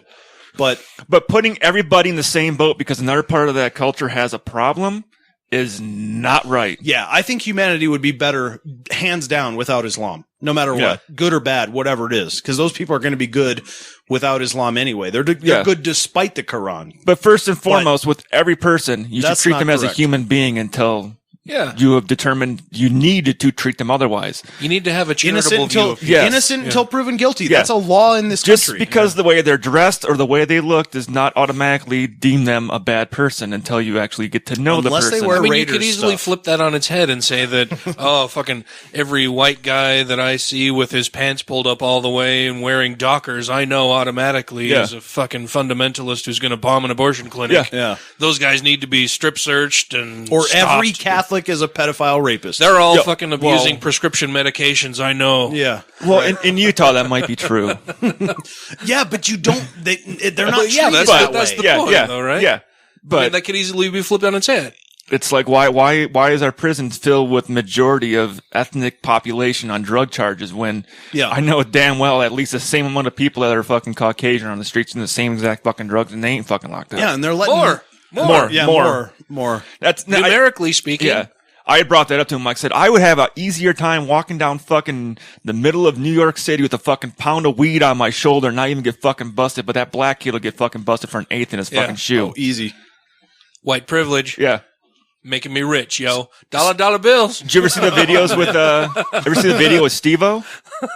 Where he goes up to a cop and blows fucking pot smoke right in the cop's face. And the cop's like, get out of here. Go away, you silly boy. You're having fun. You silly white kid. Steve-O actually says, he goes, I spent time trying to get arrested. I was doing drugs in front of cops. I was doing drugs like with cops and no one with them, but no, like he would like that one. He went up next to their car. In the same area. Yeah, he went up next to their car and fucking is lighting up a bowl and cops are like, just go away. You're funny. You're silly. It's like, are you fucking Steve-O, you're silly. Go light your nuts on fire. Chris Rock does that. He's going to be on his face in handcuffs. Oh yeah. He's on his face in handcuffs without doing anything. I can't, how old is this guy? He's your age. That's mean. Yeah. He's about 10 years older than I am. Wow. And he grew up in Germany? Spent most of his time in Germany. Then he was stationed in Alaska and in Nebraska. And so from a country that hates itself. Yes. To Alaska where white people power is the way to go. Yeah. To Nebraska where it's not a whole lot different. No. To Utah where it's definitely not different. And by the way, this guy's not white. Really? No. What ethnicity are we speaking of? I would, his father is of Pacific Islander descent and his mother's white. Yeah. Pacific Islander. Like he's kind of, he looks a little Hawaiian, Samoan, yeah, like Hawaiian. Like he's got that, the darker, like Filipino pigmented skin. Yeah. So. Wow. So does he ever stop to think that a lot of white police officers may look at him and think, there's a racial minority, I need to stop and frisk him? That's why I said, I'm like, I've never been pulled over. He's like, you were in the car with me that one time? I'm like, yeah, you were driving. Geez, I wonder why we were pulled over. Certainly wasn't because Ryan was driving. That's what I told him. I said, because a person of race was fucking driving the car. Like, we got pulled over for a bullshit reason, and guess what? You were the one driving. Not me. The white kid wasn't driving the car. And you're advocating this bullshit. Because in his mind, stop and frisk, random searches of people that are suspicious, that you suspect might be, it's perfectly fine to keep everybody else safe, even though they might have nothing. Let's do it for every single fucking person walking down the road then. That's what I said. He goes, well, that's just fucking ACLU coming and changing shit. I'm like, no, it's what's fucking right. I want to change gears. Okay, let's do it. I want to go to what's happening with the backlash of the SCOTUS ruling, which I wasn't here for last week, but we missed you a lot for that. That's I'm right. glad you had a good time. Out camping. Thanks, man. I put together a little paragraph that I want to get out of the way here. Okay, let's while do I was it. in my tent, but I'll do that in a minute. While I was in my tent. Yeah. I pitched a tent and thought of you guys. No, first I thought of you guys, then I pitched a tent. Oh, right. I had that backward. I'm sorry. Oh, shit. Oh, no, frozen beer. Half frozen. Or did you bang it on something? I don't know. Okay, so there's been some craziness going on since the SCOTUS ruling that all citizens should have equal rights, and somehow people are fucking going nuts about it on the religious right, particularly. What equality? That's not acceptable. You attacked my religion. So I picked up an article, and it's from the Chicago Tribune. Dennis Bird actually authored this, and I thought, maybe this would be. Is it half frozen? Yeah. Did you pull it off the top? Yeah. That's why it's close to the freezer. And I thought, Chicago, maybe this would give me a little bit of an update of what's going on. This guy should write for cartoons. He's so full of fucking hyperbole and bullshit. I started reading it and I'm like, oh my God, I'm keeping this for the show because this is fucking out of control. Does he think you can walk like 10 feet off a cliff and not realize that you're off the cliff until you look down? Right. Well, as long as you don't hold up a sign saying, oops, you won't fall. Yeah. Yeah. And so I titled it, But I Don't Want to Share My Toys. News. And he starts it by saying, the world isn't coming to an end now that same-sex marriage is legal in all states, but the way that the Supreme Court forced its historic change on everyone is clear, present, and grave danger. So I read that first paragraph and I'm like, what the fuck is this guy talking about? The court unnecessarily interrupted the formation of a national consensus approving gay. I'm going to have trouble with words. I do this every fucking time. No, I didn't write it. I didn't fucking write this. What are you talking? Who said I wrote this? I'm joking. Oh, you wrote the first paragraph. No, I didn't. Well, the paragraph in your tent. Oh, you didn't get that yet. No. You'll know when it's my writing. This is the Chicago. I got because it's some beer going in to my be eye. so much better. Obviously, It will be. I believe you. I believe you. But it'll sound like me. Does this sound like me, Ryan? No. Yes. Oh, no.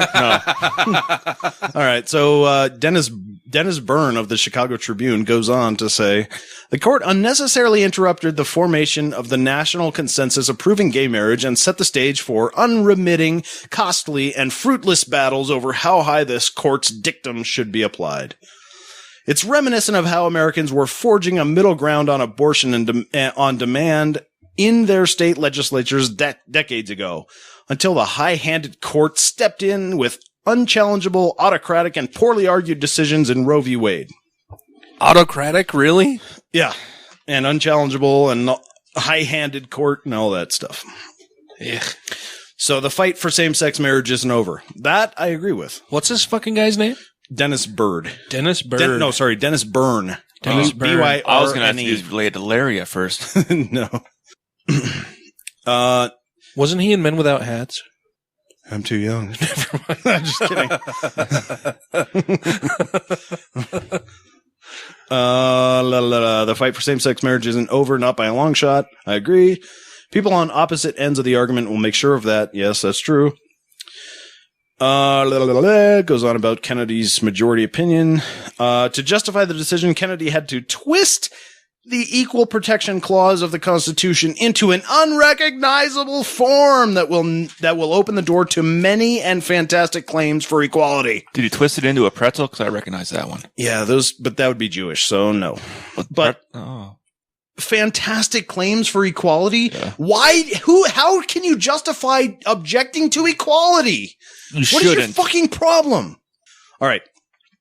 The Supreme Court's job, as it is set down in the Constitution, according to Dennis Byrne, and case law, is to decide what actions are lawful. Yes, and that's what they did. But this overreaching decision, he says, the Supreme Court determined that it could exclusively divine what is wise and proper, no matter what a Congress elected by the American citizens has determined. It divined it. It just had a couple fucking rods out in front of it, waving them around. Right. Wait until they cross. Also, isn't divine a good thing? From this what are you talking about? From this guy's perspective, it should be. What the fuck, dude? And when he's talking about like the rules and shit, I didn't see any of the dissenting judges say anywhere inside the Constitution where this couldn't be allowed. Yeah. Besides citing jiggery pokery and popcorn or whatever. Nice. He goes on to say that this court has cast its role as the supreme leader, like that guy running things in Iran. Wait, did the Supreme Court just come out and say just this is what we've decided, here's our fiat, fucking follow it? No, this went to them, right? They had to make a decision. It wasn't that they all gathered together and said, this is what we are going to tell the American people they have to do. Right. He goes on to talk about how dangerous that can be with the Supreme Court at the top of the leadership and deviates from the formula of 3 co-equal branches of government the Constitution created. No, it doesn't. It fucking follows it exactly. I know. That's why when I started reading this, I'm like, I'm fucking keeping this because this guy's out of his fucking mind. Having taken over the question of marriage, lock, stock, and barrel, I said, yeah, this was the case taken by the court with the intention of ruling on it. What's the issue? God. Of course they ruled on it, you fucking moron. That's what they did. That's what they took the case for. That's their job. It's not like they didn't hear the arguments on either side, right. Come up with a decision. For a few days. Yeah. An example of the most immediate issue, he says. Just how much coercion can the government apply to force religions to bend to the will of government? Coercion and force. Jesus. That's where I said, oh, here we go. Okay, religions are also required to follow laws, fucknut. If they don't, the government is authorized to step in. This is the most common misunderstanding from the religious right. They think that religious freedom is religious exemption. Yeah. Gay people can marry, and you can still worship a 2,000-year-old invisible homeless socialist cave Jew. But you do have to follow the law. Yeah, the Supreme Court in no way stepped outside their bounds. No. In fact, it shouldn't have even been that close. No. And the thing is, the case worked its way up to the Supreme Court. It went through the lower courts, and it made its way to the Supreme Court. The Supreme Court decided went to the lower courts, went to the state courts. It went through all the federal legal courts. Yep. But this is the beginning of an endless chain of expected challenges to religious liberty. The first of all rights enumerated in the Bill of Rights, he laments. How odd that the High Court's slightest majority found an unwritten right in the Constitution that could supersede the First Amendment's clearly written directive that Congress shall make no law prohibiting the free exercise of religion. And they did no such thing, sir. This fucking guy and all other Christians that believe the way he does, they're complaining about losing the freedom to tell other people what they're free to do. That's why I say they're confusing religious liberty with religious exemption. Did he forget the other part of that sentence in the First Amendment? Yes. Yeah, I figured he forgot the part where it says Congress shall make no law respecting an establishment of religion as well. Yeah, and that's why I say that's why the judges ruled that way. These are not atheist justices. They're almost all fucking Catholics. Do you think if they were anti-religious, they would have done it at all, you fucking idiot? God. I'm surprised they haven't attacked the Fourth Amendment that says there shall be no religious test in order to hold office. And even if they're not all Christians, they are all religious. Yes, that's what I'm saying. They're not atheists. Yeah. Right. That some of them are able to take their religious and put it aside and go, what is right here? What does the Constitution say? Because they're constitutional lawyers. Their job is to look at the Constitution, go, okay, does that meet that? Okay, according to the Constitution, it says this. And yes, they have that right. Mm-hmm. That's their only fucking job. The threat to religion lurking ahead, it was starkly revealed during oral arguments when Justice Samuel Alito asked the government's lawyer, Solicitor General Donald Verrilli, if a religious-affiliated college that opposes same-sex marriage could lose government funding. If it opposed interracial marriage, Verrilli's response, it's going to be an issue. And he says, indeed. And I say, and it fucking should be. Absolutely. They never should have had that in the first place. Yeah. And again, discrimination is illegal. Turn the argument around once in a while. Jesus Christ, if a Muslim didn't allow women or Christians, would the government support that? No! And that's the correct answer. You fucking idiots need to think once in a while, what if it was turned on you? Yeah. That's the point, though. God, they can't think out don't of their do own that. fucking little box. I know. It they drives can't me put nuts. themselves in any other situation besides the privileged Christian male situation in which they find themselves. Yeah. They never stop to think about the perspective of it ever being turned against them. Yeah, and this is why atheists and liberals score higher on IQ points in any measurable way to detect intelligence. Well, and I there just said is. that, and after saying it, I thought to myself, maybe that's not always true. Maybe they do somewhat try to project themselves into another position and realize, oh shit, maybe one day the Muslims will be in the majority and they're going to want to try to strip shit away from me as a Christian. They never stop to think of it as just strip all of the religious bullshit out of the way. Just treat everybody like a decent fucking human being. It's like when people, when they fear Sharia laws coming. I didn't get your point on that. I had initially said that, they can only ever look at it through their own, Christian colored glasses that, you're taking away my right to discriminate against other people or to tell other people how much freedom they can have. Yeah. You're making it illegal for me to be illegal. Yeah. Yeah. That they can't ever think outside of their own little box. Right. But maybe they do for a second think, well, shit, what if I'm not in the majority? I need to fight to keep whatever type of majority opinion and privilege that I have so that never goes away. Rather than protecting the rights of everybody. Yeah, I'm looking out for my own specific interests only. Right. That would still be fucking dumb. Well, yeah, either way, they're fucking wrong. Either way, they're wrong and they're fucking dumb. Yeah.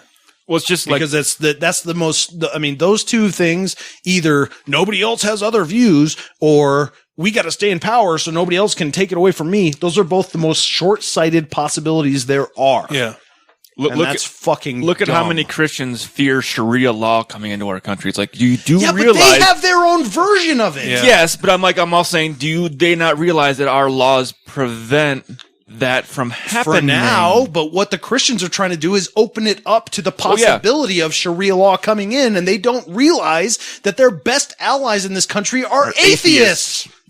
Who are trying to protect them from that very thing. We're trying to protect you from yourself, dumbass.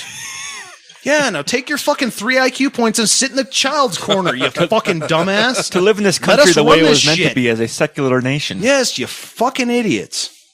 All right, back to this. Now that I'm calm. All right. You got about 2 minutes of being calm.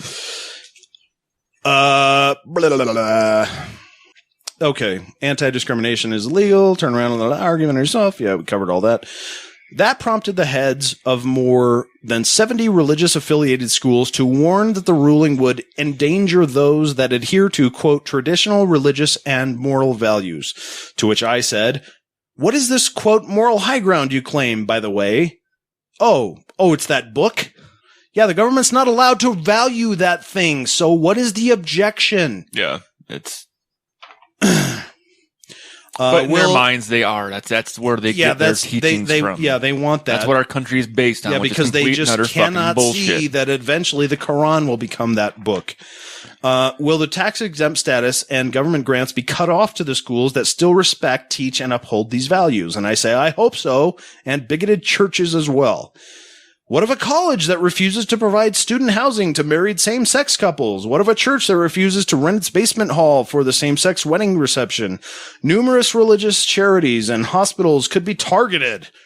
State civil rights commissions and private lawsuits will round out the threat. And I said, yes, targeted in a sense.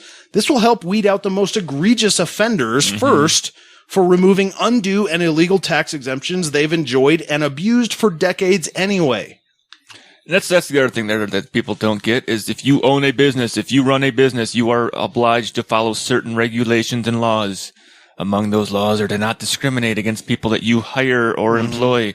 Now, if you're a religious institution, you are exempt from those laws. Right. You have the benefit of using the tax money that has been spent in order to support your business thus far. The roads to your business, the parking lot, the plumbing, the electricity, all of the infrastructure that you're enjoying as a business owner and a taxpayer, you have to follow certain federal and state regulations in order to operate your business. Yeah, and it doesn't matter what your beliefs are. Yeah, not at all. I have the right to refuse business to anybody does not fly in that situation. Nope. If you have an unruly customer in your store, yes, you can reserve the right to refuse service. If they do not follow, if they come in walking in naked, you can say, sir, please get out of here. Yeah, that refers to conduct. Yeah, but there are some specific reasons and qualifications that as a business owner, you cannot discriminate against somebody. Exactly. Yeah, so if you have two heterosexual couples come in and kiss and you sell them a cake, but you will not sell it to the homosexual couple that come in and make kiss. Sorry. Right. That does not work that way. Yeah, so he goes on to whine about the endangerment of colleges and universities, and he says to punish those institutions for their beliefs is a profound and momentous betrayal of the people who came to this continent hundreds of years before the Constitution was ratified, seeking religious liberty. And I said, it's not a punishment of beliefs. You're free to have those, but you can't act in illegal ways no matter what the belief is, and that is supposed to be the same for everyone. That good old secular privilege, like all the pedophiles should go to jail, right? Fucking asshole. Yeah, regardless of their religious leanings. Right, right. Yeah. And in response, our good old Senator Mike Lee.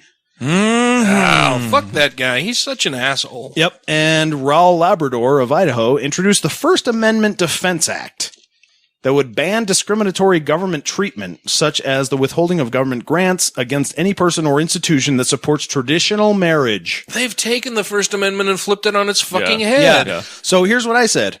One can support both. I, for one, support marriage generally to those who want to get married. Those who want it, gay and straight. But that's not what we're talking about. These guys are talking about only supporting one kind of marriage, and that is discrimination. Yeah. Why is this so fucking hard to understand? And just because same-sex really marriage is now legal does not open up any other kind of perverted marriage that you think of. Yeah, it's really not that hard to understand. No, it's not. It's marriage. It has nothing to do with your fucking religion. No. Go to your goddamn church that's on every Look, every time I drive to the store, I'm an atheist in this country, and I happen to know that this country was set up by at least a few atheists, and I have to watch everybody on a fucking Sunday go to your fucking stupid chapels every time and block up my goddamn roadway because they're too fucking lazy to park next to the door. So fuck you. Or even in the same fucking parking lot, they have to pick the spot closest to the door. Yeah. So they can make a speedy getaway. And your fucking liberties. Yeah, the one on my street does the same thing. The entire street's filled with cars and the parking lot's half full. I have two Mormon churches and a fucking Catholic church, and I can never get out anywhere on Sunday. Drives me fucking crazy. There is a New Age church by my house. That's an old gas station that only has about 5 people. What's the New Age church? I don't know. There's only about 5 people at it. Yeah, they go eat 5 mushrooms cars and fuck dirt and stuff. No, I would go to that church. Pet each other's dreadlocks. Fucking A, right. Where is that one? I'm going to massage your aura. Hey, any church where you're allowed to do shrooms on Sunday and pet people's auras, I'm down. Nice. Anyway, he closes with, of course, if this law is enacted, the Supreme Court could always, and if in its infinite wisdom, kill it. You know, and I said, well, when the Supreme Court says that you're no longer allowed to pray at home or go to church of your choosing, I'll agree with you. Yeah. But as for churches in America being required to follow American laws like everybody else for once, will remain miles apart. So fuck you. All right, now Dennis Byrne. Onto my paragraph. Okay. Which Ryan mistakenly thought. Well, I wrote that last my article beer for some overflowed, reason. and then I went to go wipe my eye, and I wiped some like beer into my eye, and it stung. Now you can see better. I can't. I got beer in my left eye, so it's a little cloudy. This will be quick. So I missed last week, and last week was just after the SCOTUS ruling for marriage equality. So I wrote down a few thoughts while I was out at the Snake River. Oh, did it make you eat any apples, or is it plums? What? Did the snake make? Oh yeah, right. Never mind. No, sorry. Yeah. We did. We went to the Olive Garden of Eden. Is that what you're talking about? Because the apple bees is forbidden. I don't know. What do you mean? Excellent. Okay. I made some Tuscany soup based off of Olive Garden's recipe this weekend. Sweet. These were my thoughts during the week. Things have changed, but this is what. The 4 opinions in opposition to marriage equality came from staunch Catholics sitting on the Supreme Court. Not only is it unconstitutional to rule or oppose based on the pronouncements of any holy book, they do it anyway, but worse than that is they're all supporters philosophically and financially of an international criminal organization. It can't be known for sure if the justice's exact plate donations are being used to move pedophile priests into hiding to avoid prosecution, but the fact that it's even a possibility their money could be used in such a way, and they still give, is evidence of their suspect character. By publicly claiming to be devout Catholics, they are also providing social support for the hideous actions of that church, but still they opposed gay marriage vehemently. So I'm left wondering, why support something so obviously terrible and oppose something that isn't? The answer is, if you want Catholics to object to sodomy, tell them it's consensual and with adults. Nice. Excellent point.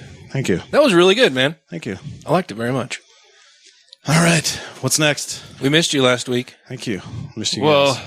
just like last week where we held out this one till the end, Oklahoma is back again. That rhymed. The Oklahoma phobics? Well, it's not the Oklahoma phobics. Oh. It's the Oklahoma 10? Can we call them that? Yeah, that works just as well. So good.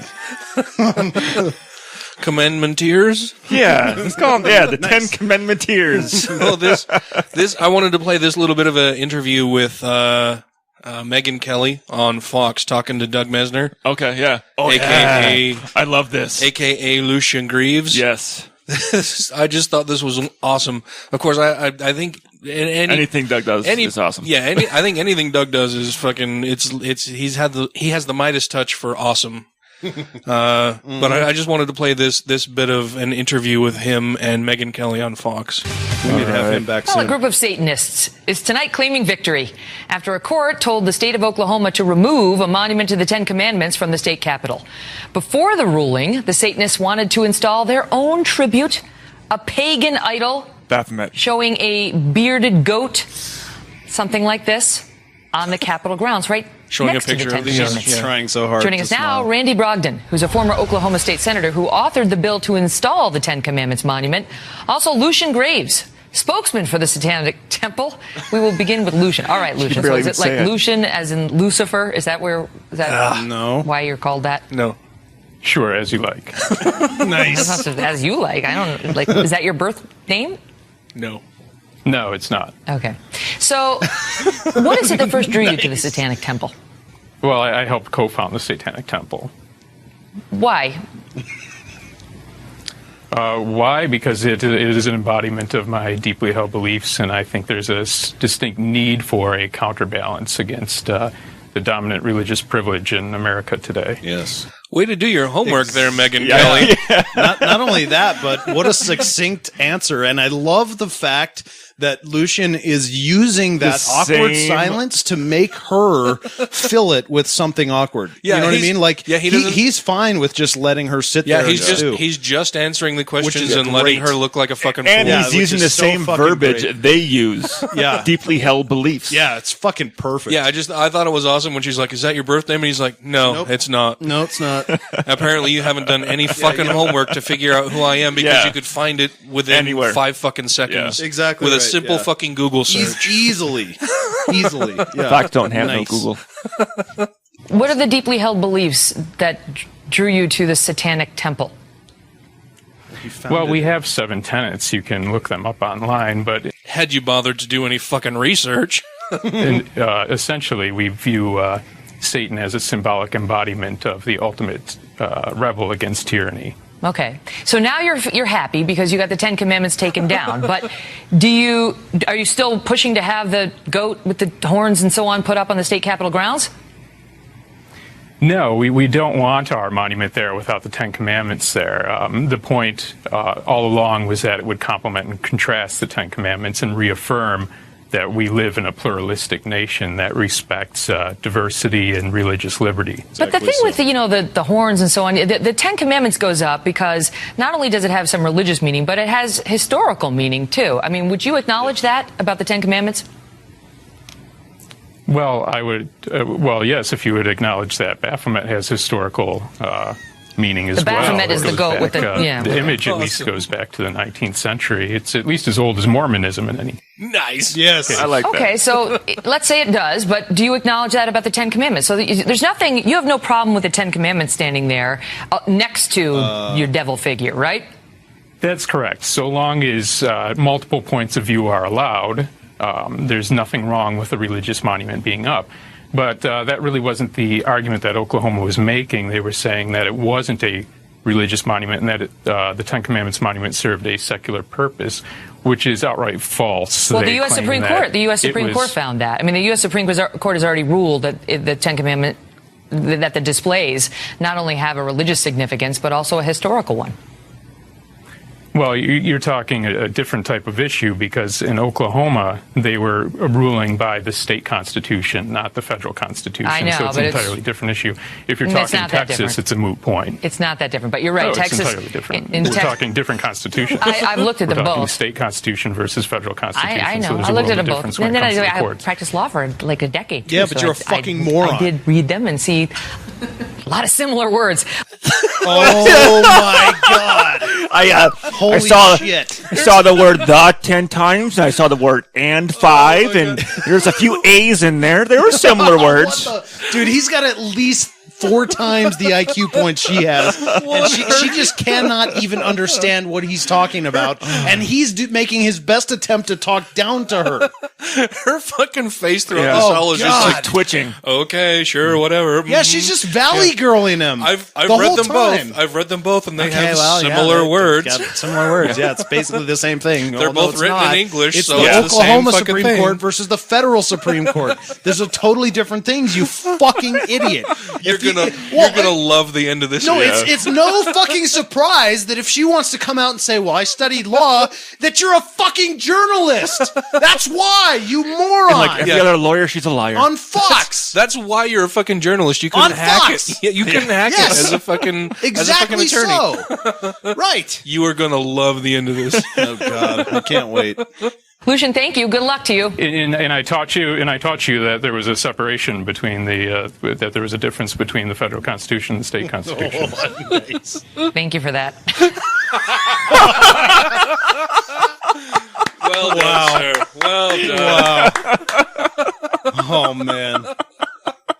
That's fucking awesome. I love that the look on Doug's face is like, Gotcha. take that. Yeah, he's a little bit smug, and she's kind of like, yeah, all right. I just thought that was so fucking amazing. Yeah, that's awesome. I loved every minute. So the rest of these interviews Is her the talking other, to, yeah. God, how does she not know that?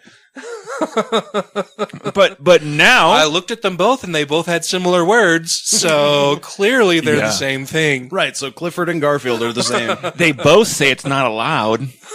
Fucking moron. I just thought that was so fucking awesome. That is funny. So, but then we have the newest news.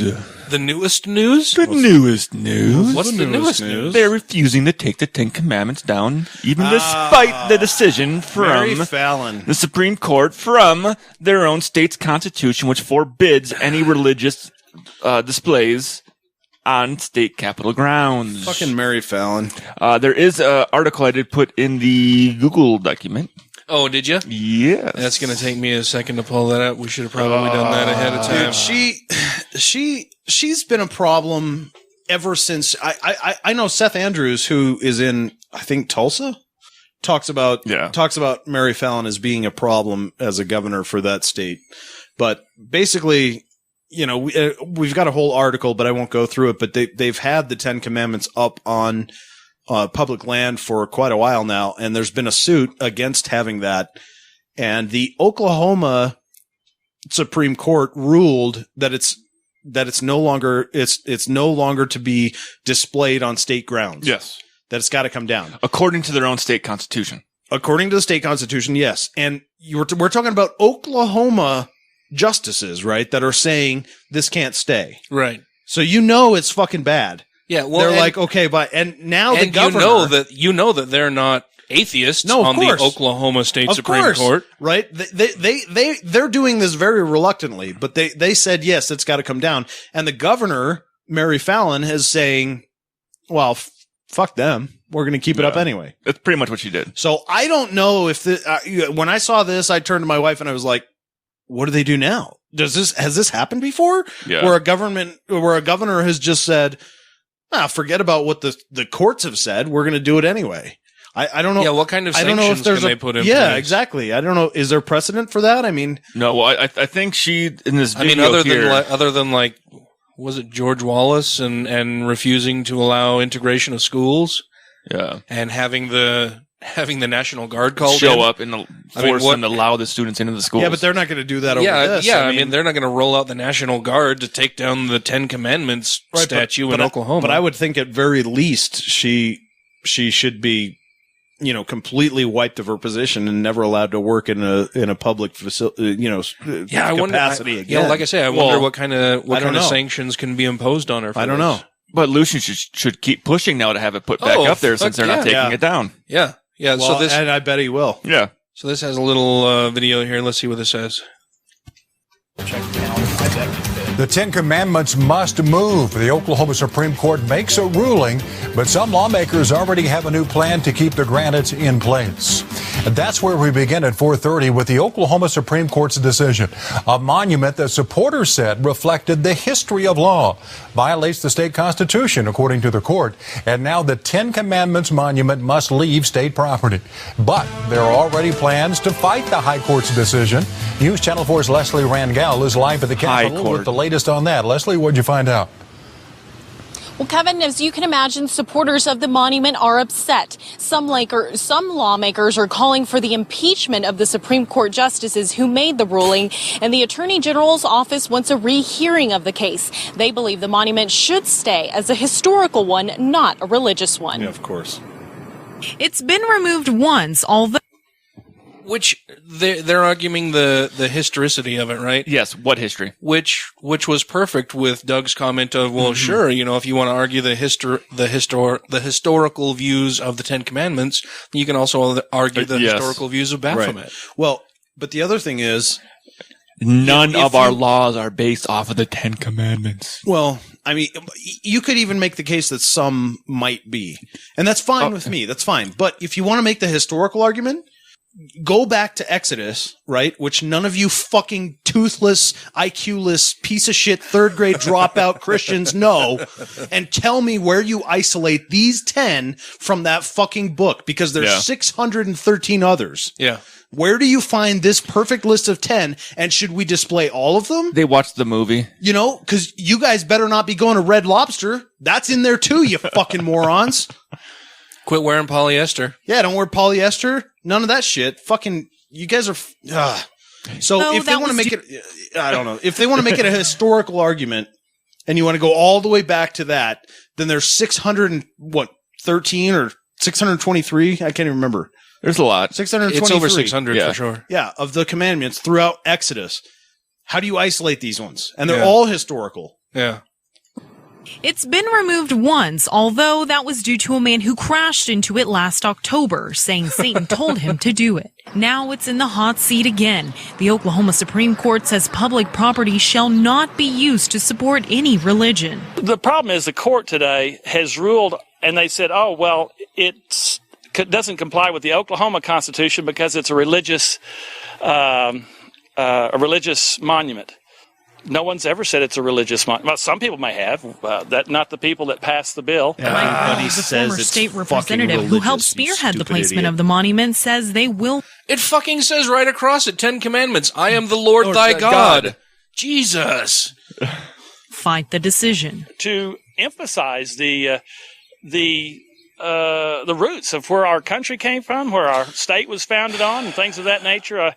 I mean, we know there's the Ten Commandments reference at the U.S. Supreme Court. The Oklahoma Supreme. This guy that they're interviewing, is a former state representative. Yeah. And he has no fucking idea where the Ten Commandments come from. He has no state idea law where the comes from. Constitution comes from. He has no idea what the country was founded on. He has no idea what the Ten Commandments were founded on. He has no fucking idea about any of the words he's saying. And I would bet you $1 to fucking donut that he doesn't fucking gold. that he could not off the top of his head. You hesitated to say that because you knew I was gonna woohoo gold you on it. No, I've heard it before. I would bet you that he cannot name off the top of his head all 10 commandments. Oh, I bet you. I bet you he can't even name the book in the Bible where those commandments come from. Oh, even better, yeah. I bet he can't even name half the founding fathers who signed the Declaration of Independence. Yeah, I bet you not. None of that. And I bet you he would say that even Benjamin Franklin and James Madison, who were absolutely not Christians, were Christians. Who were the two main... I bet you would say that. Who were two of the main writers of the fucking Declaration of Independence. Yeah. Who are basically fucking atheists. Yeah. Well, Benjamin Franklin, certainly. James Madison, almost certainly. But James Madison also had the thing where he said that the United States is not based on Christianity whatsoever. The Treaty of Tripoli. Yeah. Right, which he knows nothing about. And then you've got Jefferson, right, who was a deist at best. Yeah. Right. And also, and there's a whole nother, and yes, there were Christian founders of this country, but the country was founded on a whole bunch of diverse people who wanted to make it fair for everybody. Yeah. And now they want to say there was a whole bunch of modern Baptists who wrote the Constitution just for me. And they wanted to get away from the autocratic rule of a fucking religion. I know. Religion. God. Fucking morons. To that nature, I mean, we know there's the 10 Commandments referenced at the U.S. Supreme Court. The Oklahoma Supreme Court may have spoken, but for now, it's doubtful the monument will be moved anytime soon. That's just bumps in the road. For what? Now, today, Representative Kevin Calvi called the Supreme Court's decision judicial bullying and says lawmakers could decide to change the state constitution to keep that monument in place. More on that coming up tonight at 6. Reporting live at the state capitol, News Leslie Rangel, News Channel. Well, just like Lucian was trying to explain to Megyn Kelly, there's a difference between state and federal regulations. Yes. So they can change their state constitution all they want, but they still have to comply to federal regulations. Well, and I will, I'll bet you dollars to donuts that. God damn it! Yeah, but I can't even remember the other ones he said. There's even one point where the governor said, we have 3 other branches here that didn't even take this thing up. Basically, like, well, no, it went straight to the top. Your other 3. What are the other 3? There's only 3. What are the other 3 branches that didn't see She said they got 3 branches there in Oklahoma. That's why I love to take precedence. I'm like, no, actually, the Supreme Court. That's why I love Matt Dillahunty's response when he's talking to people and they're like, well, have you ever even read the Bible? And he's like, yes. Have you read anything else? Fucking idiot. Jesus, we do all this fucking work. You know? We go figure out all this apologetics and we study all of these fucking arguments and counter apologetics and, what are the most sophisticated things out there? And we get out there and they're like, well, what if you're wrong? Oh, God, I've wasted my whole fucking life. Jesus Christ. Since we don't really like what the Supreme Court said about our Constitution, we're going to change our Constitution so that way we can allow religious people to do whatever the fuck we want. God, it's fucking infuriating. It's ridiculous. I mean, it's totally ridiculous. You've got people that should know better. Yeah. What? Arguing against their own fucking state constitution. Not only that, but they're arguing against their own self-interest. And they don't even fucking know it. Yeah. And they just think, oh, well, because atheists are bad. Well, like I said, we can't agree with them. Like I said, I wonder if it's that they're not really arguing against their own interests, right? They realize what their interests are and are fighting tooth and fucking nail to protect those interests. But okay, yes, maybe so. I'll be willing that just occurred to me this evening. I know, and I'll be willing to give them the inch from the fact that they don't know anything to the fact that they're trying to rule everything. But the fact is, that's still so fucking short-sighted. Absolutely. They're still fucking morons. Particularly in light of the way things are progressing against that fucking view. Yeah. What they're trying to do is open the door for Sharia law.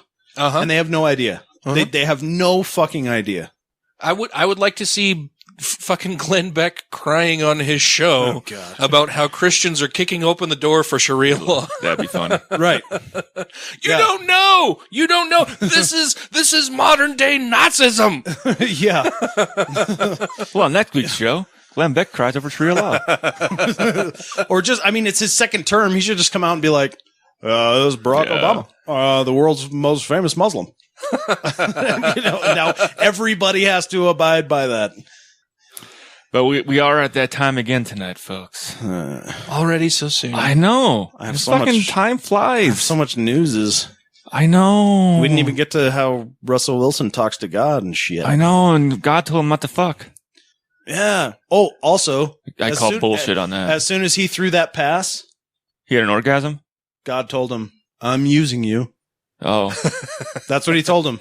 And he said, it's not only important to see how they react, but it's important for everyone to see how you react. And I'm like, if God is talking to you, why does he make you lose? Yeah. What the who are you worshiping? I was going to say, does God stick his hand right up Russell Wilson's ass and play him like a puppet when pass the ball for him and shit? I don't know, but if you can't beat the Cheatriots with God on your side, what the fuck is wrong with your football team? Jesus Christ. I mean, those balls must be all but flat. He probably skipped practice if God said he could.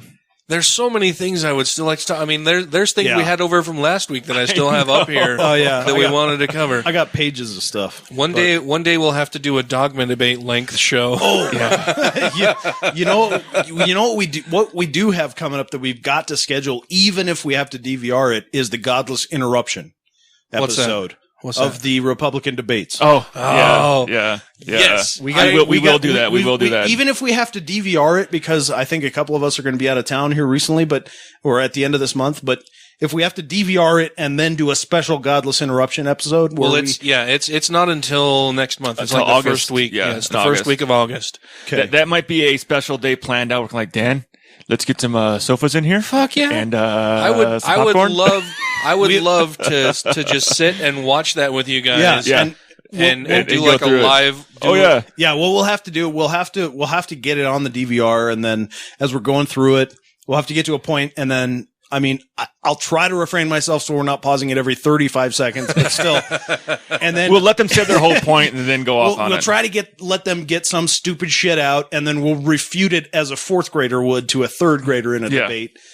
And then we can move on through the debate, and then we can post that show. Yeah, that'll definitely be a long episode, but that'll be a lot of fun. I've been looking forward to that. That might be a two-parter. Well, I don't care, but I've been looking forward to that. I was really looking forward to that. I was thinking about it earlier today when I made that post on Facebook about, I came down for lunch and watched a little bit of Rachel Maddow, and she was talking about, only the top 10. Yeah. As far as polling goes, Republican candidates will be allowed in the first primary debate on Fox.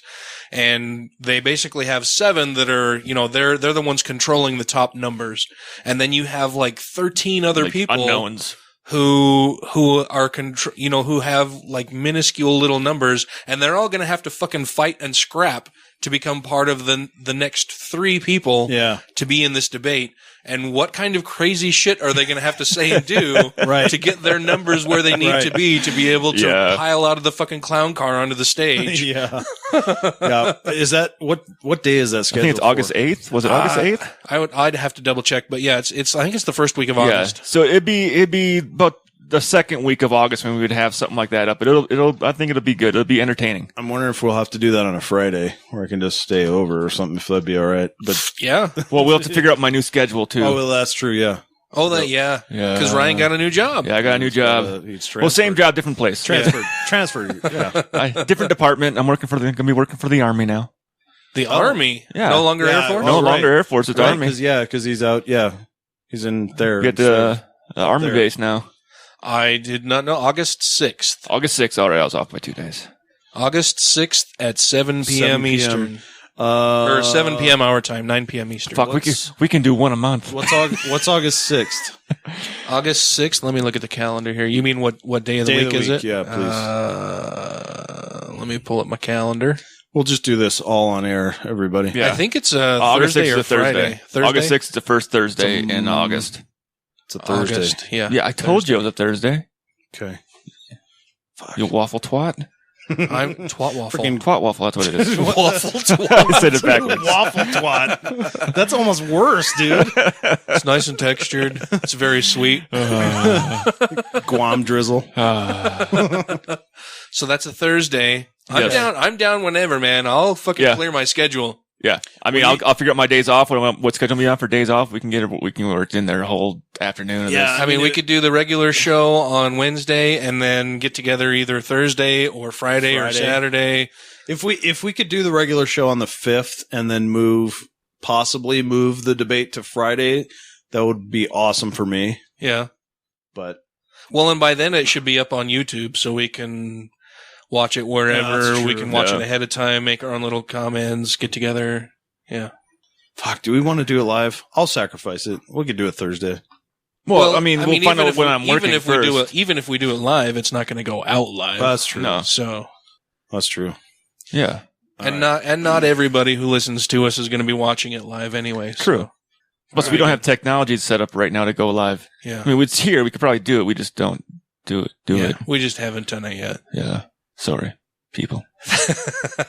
No, I'm so fucking looking forward to this. Yeah, that'd be fun. Like, the next month is going to be glorious. Just watching like a giddy schoolgirl. What the fuck are they going to do and say? Like, what crazy fucking shit is going to spill out of Ted Cruz's mouth? How many more companies are going to dump Donald Trump? Oh man, Donald Trump is already one of the top 7. No, but all of his companies that he was working with have dropped him. Oh yeah, NBC and the model stuff. Hotels have dropped him. Yeah. Golf tournaments have dropped him. They won't use his golf courses anymore. Yeah. They said he's lost like $30 million already. I'm so excited. It's going to be glorious. During the last cycle, they complained that there were too many debates. Yeah. And now there's just too many fucking people. Yeah. And it's going to be awesome. I'm so excited. I mean, you said debates where there's like 4 people on stage. Now there's going to be fucking 10. Yeah. 10 for the first one. I'm super fucking stoked, man. All right. Thanks for tuning in, everybody. Yeah. As always, you can contact us at GodlessRebelution@gmail.com. Follow us on Twitter at TGR Podcast. You can follow me on Twitter at ReligionOn. You can find us on Facebook at Godless Rebelution. Email me. Yeah. Fuck Jesus in his sandy wrist holes. Email me right now. And you can pre-order Dan Arel's new book right now. Oh yeah, Dan Arel. Godless Parenting, and it comes out September 1st. Yeah, go out to Amazon. You can pre-order it now. Find him on Facebook and on Twitter. He's a great guy. Yeah, look for his articles in Huffington Post, Patheos, and everywhere else he writes. Yeah. Very, very good work. Yeah. I really appreciate everything he does. Thank you very much for coming on the show tonight, Dan. We really appreciate it.